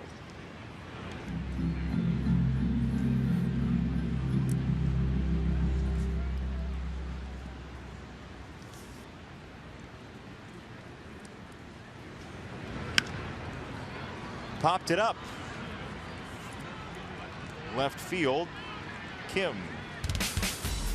1-2-3 inning for Ubaldo Jimenez. After 7, you see the score.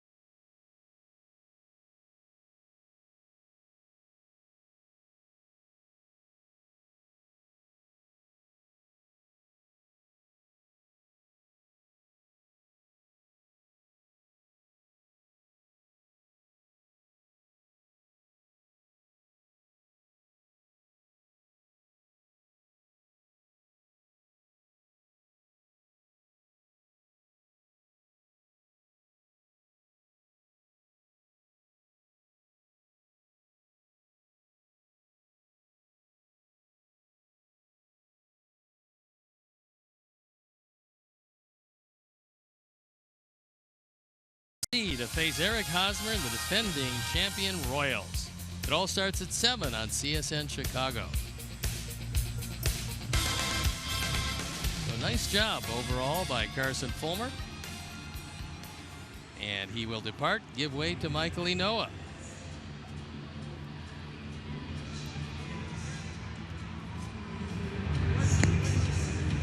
After Fulmer goes 2 1/3, 2 hits, 1 strikeout. Yeah, I thought overall he did well. And there's a look at Ynoa on for the 12th time. 1-0 ERA, 4.5. And most likely he'll try to eat up a couple of innings.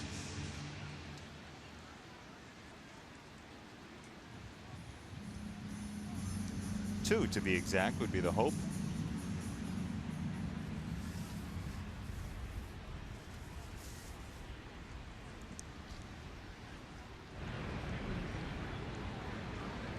Nolan Reimold in the 8th against Ynoa. And a pop foul, 0-1. Would we be one of the few broadcast booths to have a tablecloth over our trash can? Well, our trash can's in mourning. It's cloaked in black. It's a nice look. It's lost a trash can friend of his very recently. 0-2 on Reimold.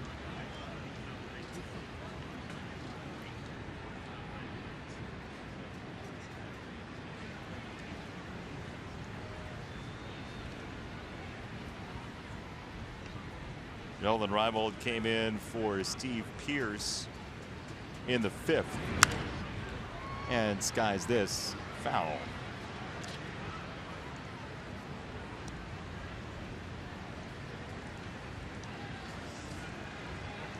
Sox have trailed throughout. First runs came across on the Manny Machado 2-run homer in the first, 3 batters in. Yeah, you hear that all the time, trailed throughout. It's not possible. Once the game starts, you're not trailing.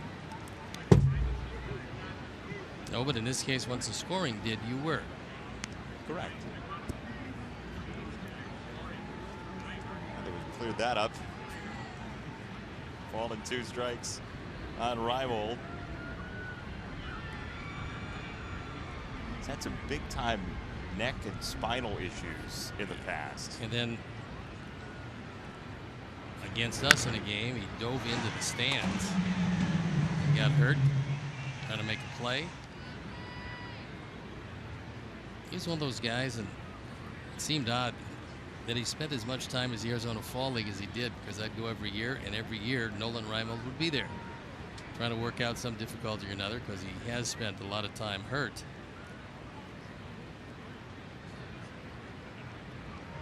One, 2. Saladino's in left and has out number 1. Sox fans, show your team pride with White Sox checking, an official White Sox MasterCard debit card only available at your local Wintrust Community Bank. Go to wintrust.com/Sox to learn more. Wintrust Community Bank, member FDIC. Steve, you know, it's a big non-baseball anniversary today. Back in 1947, the raft Kon-Tiki finished its 4,300-mile voyage today. Was celebrating the fact that I was a month old. Really? Yeah. How about that? I remember the Kon-Tiki. Were you on it? No. Just drifting along for 100 miles plus. Supposedly a good raft, though, all things considered, except for George. William Howard raft. Ball and a strike for Alvarez. Yeah, 4,300 miles, 100 plus days. That's a lot of miles in a day. It's pretty amazing.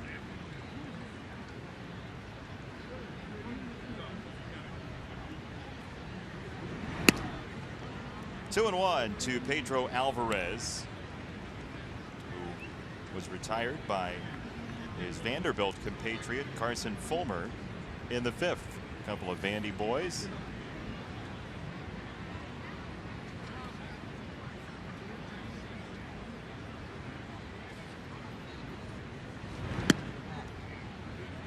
Three and one. Manny Machado has had the big day for the Orioles this afternoon. 3 home runs, 7 RBIs.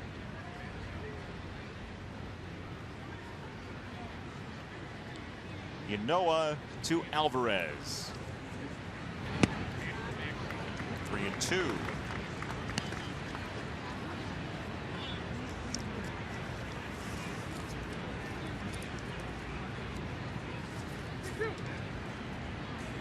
Mentioned Sox will be in Kansas City on Tuesday. Chris Sale and Edinson Volquez and Quintana Kennedy and Gonzalez Duffy, your pitching matchups through Thursday. Unfortunately, with Danny Duffy lately, Kansas City wins. I think they've won his last 8 starts, as he's become the guy they thought he was going to be. They're winning today 7-1. He had a deep no-hitter a couple of starts ago. I mean, he's always had great stuff. Again, one of the things with him was staying healthy when he was healthy. His stuff was good enough to be a 20-game winner. Just foul of third. That would have been a shift beater for Alvarez. So it looks like the way things are headed, Baltimore hangs on, and Toronto appears that they're going to lose. Baltimore will have a full game lead over Toronto and 2 games in the loss column, which is the all-important column. Ball 4, Alvarez with his 2nd walk of the game, the 8th of the day for the Birds. Matt Wieters to back. It was a real good game in Washington as the Nationals defeated San Francisco 1-0. Madison Bumgarner allowed Washington 2 hits, but the 1 run, and the Nationals beat the Giants. The Giants have had a hard time scoring since the All-Star break.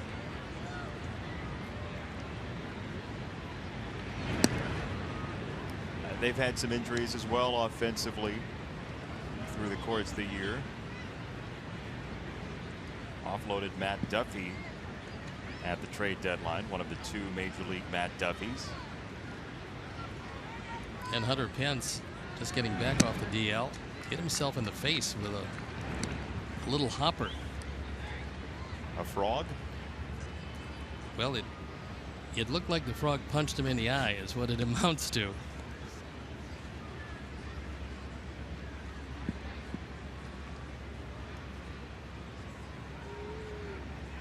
Ball and a strike on Wieters, who's 0 for 4.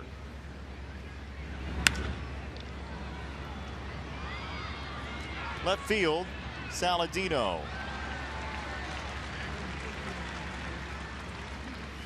Two down for Scope, and we remind you to join the 2016 Sox Pride Club for exclusive ticket offers and seating locations all season long. Game day opportunities, club auctions, ballpark tours, membership gifts, and more. Visit SoxPrideClub.com to join today. There you have it. Sox Pride Club still open 2016. Jonathan Scope is 1 for 3.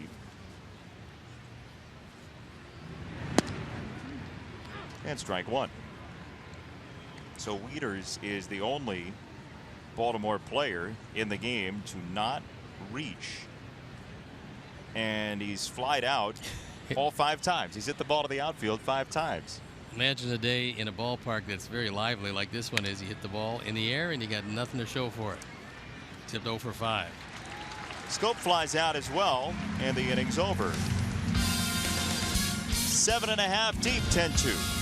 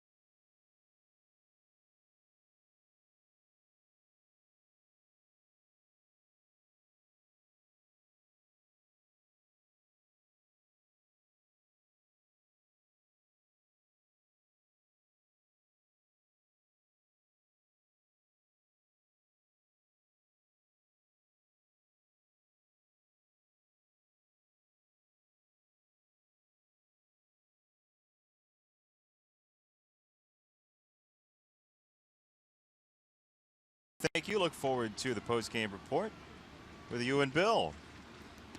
First pitch, strike one to J.B. Shuck here in the 8th inning.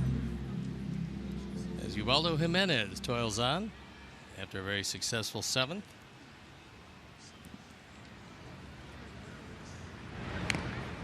Oh, and 2 on Shuck.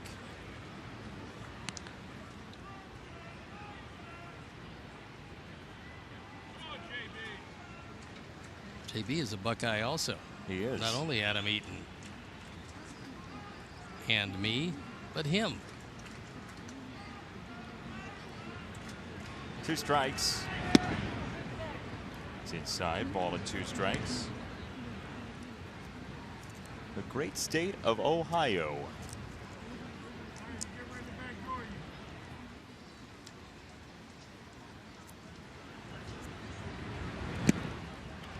There is strike 3, 1 away.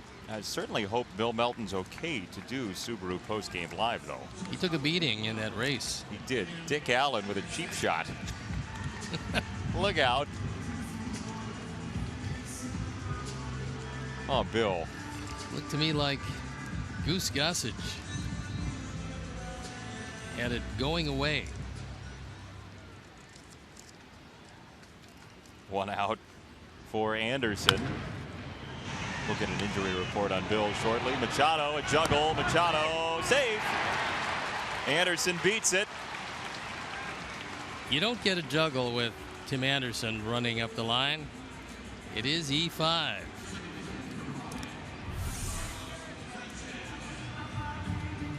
Closer look at the only thing that Machado's done wrong today.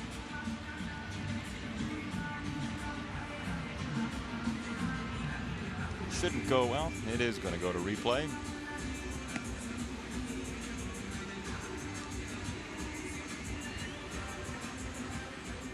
Looks like he was out.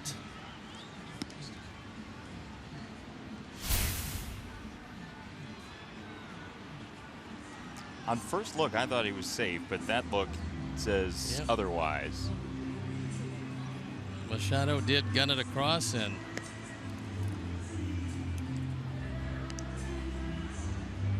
there it is, 2 down. He is out.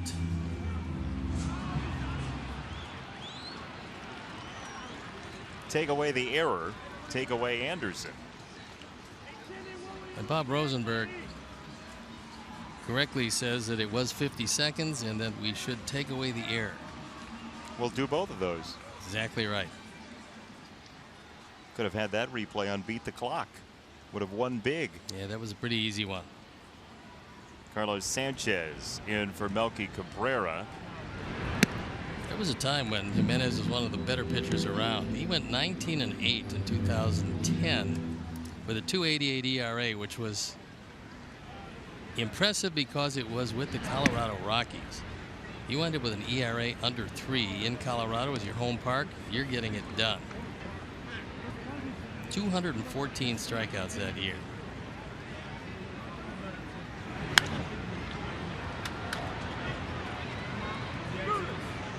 Machado.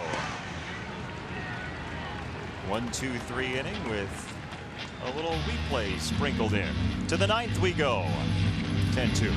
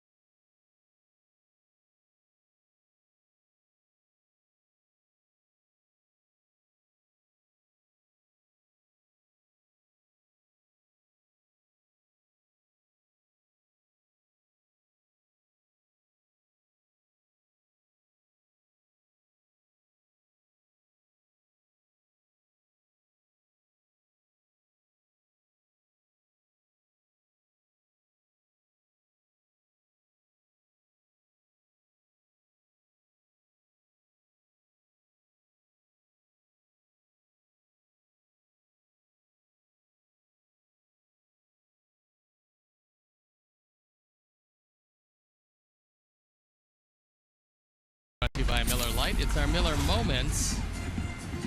And they all came off the bat of Manny Machado. First inning. Second inning. Goes off James Shields. And third inning, Matt Albers. 2, a 3, and a 2-run home run in 3 innings. 3 home runs and 7 driven in for Manny Machado.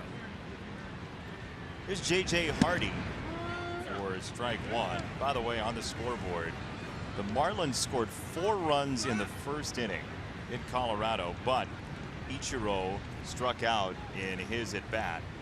So he's still on 29.99. Looking for hit number 3,000, trying to become the second player ever to have 3,000 hits after age 27.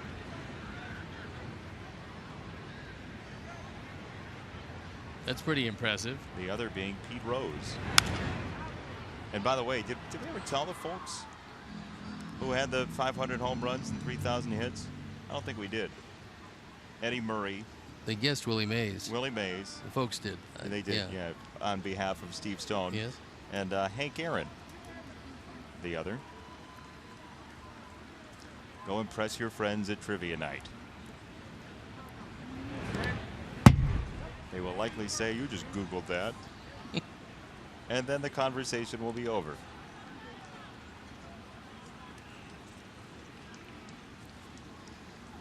You know, trivia night nowadays, you can't have your cell phone with you. At least when in is the front of next you. trivia night? You're not going to come with in the off season? I would love to. You would? No. 3-2 for Hardy.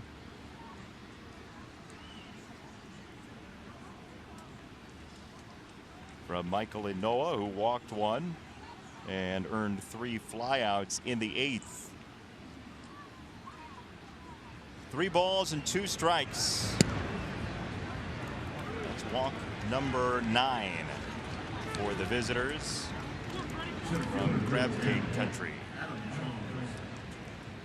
Family Sundays presented by Coca-Cola at U.S. Cellular Field. Feature tickets as low as $5 in the upper level and $15 in the lower level, and special kid-focused activities throughout the ballpark.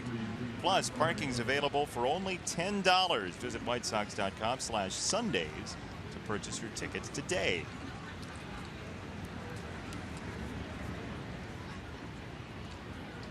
One on for Jones,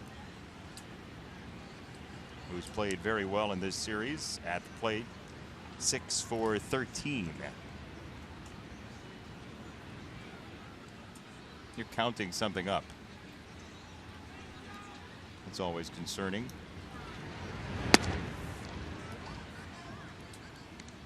Just a whole lot of walks today.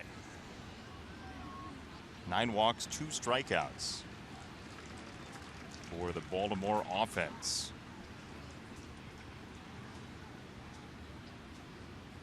Hardy at first. Pinch runner has checked in. Hardy is out. Flaherty is in. And there is out number 1.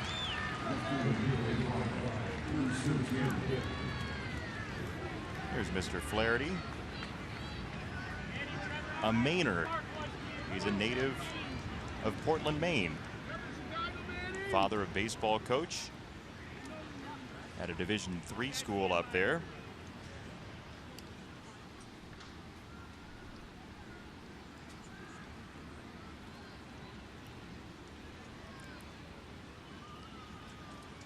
One out, one on for Kim. And ball number 1. So 5 pitchers today for the Sox: Shields, Albers, Canely, Fulmer, and Inoa.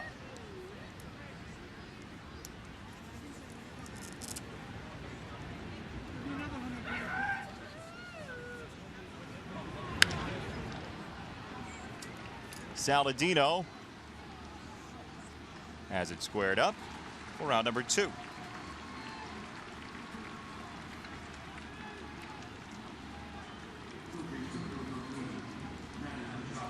Who you got in the AL East? If you had to pick right now, game 111, who's going to take it to the house? Baltimore, because of that bullpen. Yeah. I think they got a better back end of the bullpen than anybody in that division. You have to love Toronto's offense, but Baltimore's offense isn't bad. And Boston, a good team.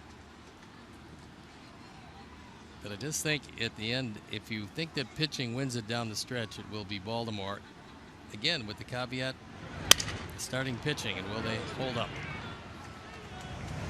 Firewood on the ground ball to Frazier, and the inning's over. Flaherty stranded, bottom 9 next.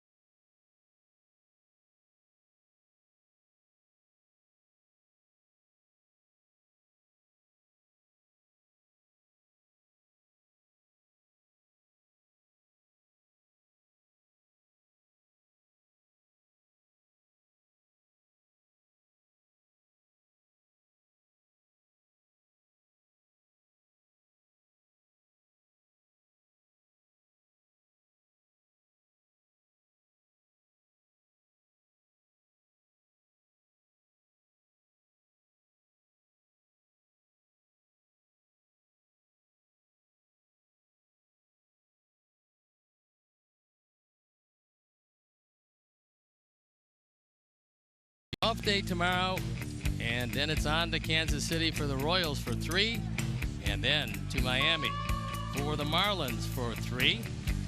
Then another day off, and it's the Cleveland Indians on the tail end of that road trip.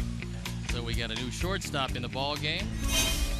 It is Ryan Flaherty, who came on to pinch run.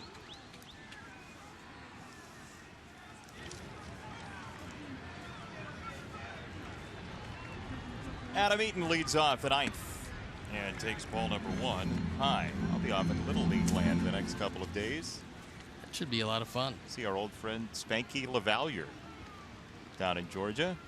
That will be a lot of fun.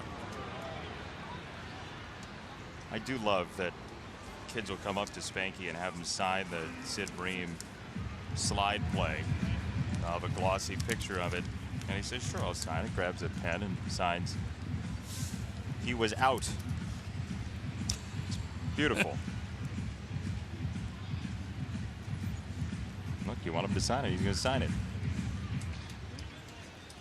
The other Spanky, LaValliere, and Adam Eaton, who goes by Spanky as well in some circles.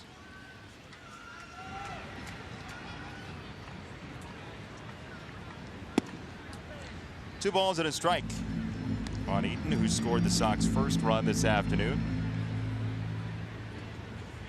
Orioles are off to the West Coast, away from everyone, to play Oakland and San Francisco.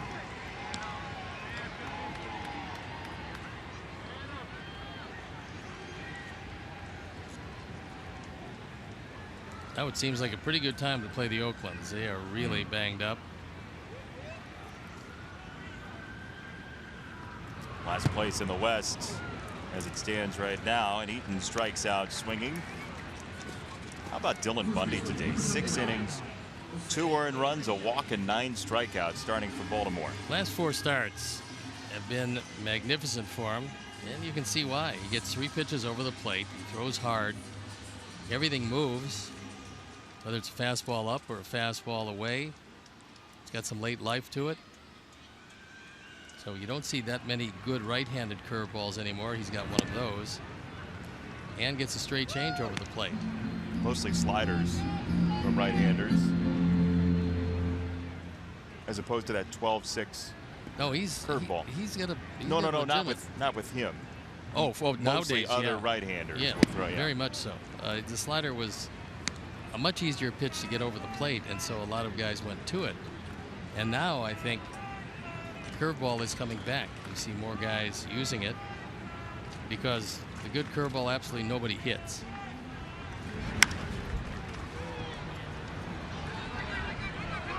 Tall pop-up, Flaherty at shortstop. 2 down in the 9th. And here comes Morneau. All 10 runs for the Orioles came in the first 3 innings this afternoon. Sox got 1 in the 4th and 1 in the 6th, most recently on the Abreu home run, his 14th. And Sox are down to their final out, which comes right now. Ground ball to first, and the Orioles win the series 2-1. See you soon. Enjoy the Little League and travel safely, and we will see you in the not too distant future. Sounds great. Look forward to it. 10-2 your final score. The Orioles get the win. For our director Jim Angio, producer Mike Leary, associate producer Jeff Sermon, tech manager Mark Harper, and the executive producer Jim Corno Jr. He's Steve Stone. I'm Jason Benetti saying so long from U.S. Cellular Field. Coming up next, Subaru postgame live with Chuck and Bill. You've been watching Chicago White Sox baseball on Comcast Sportsnet.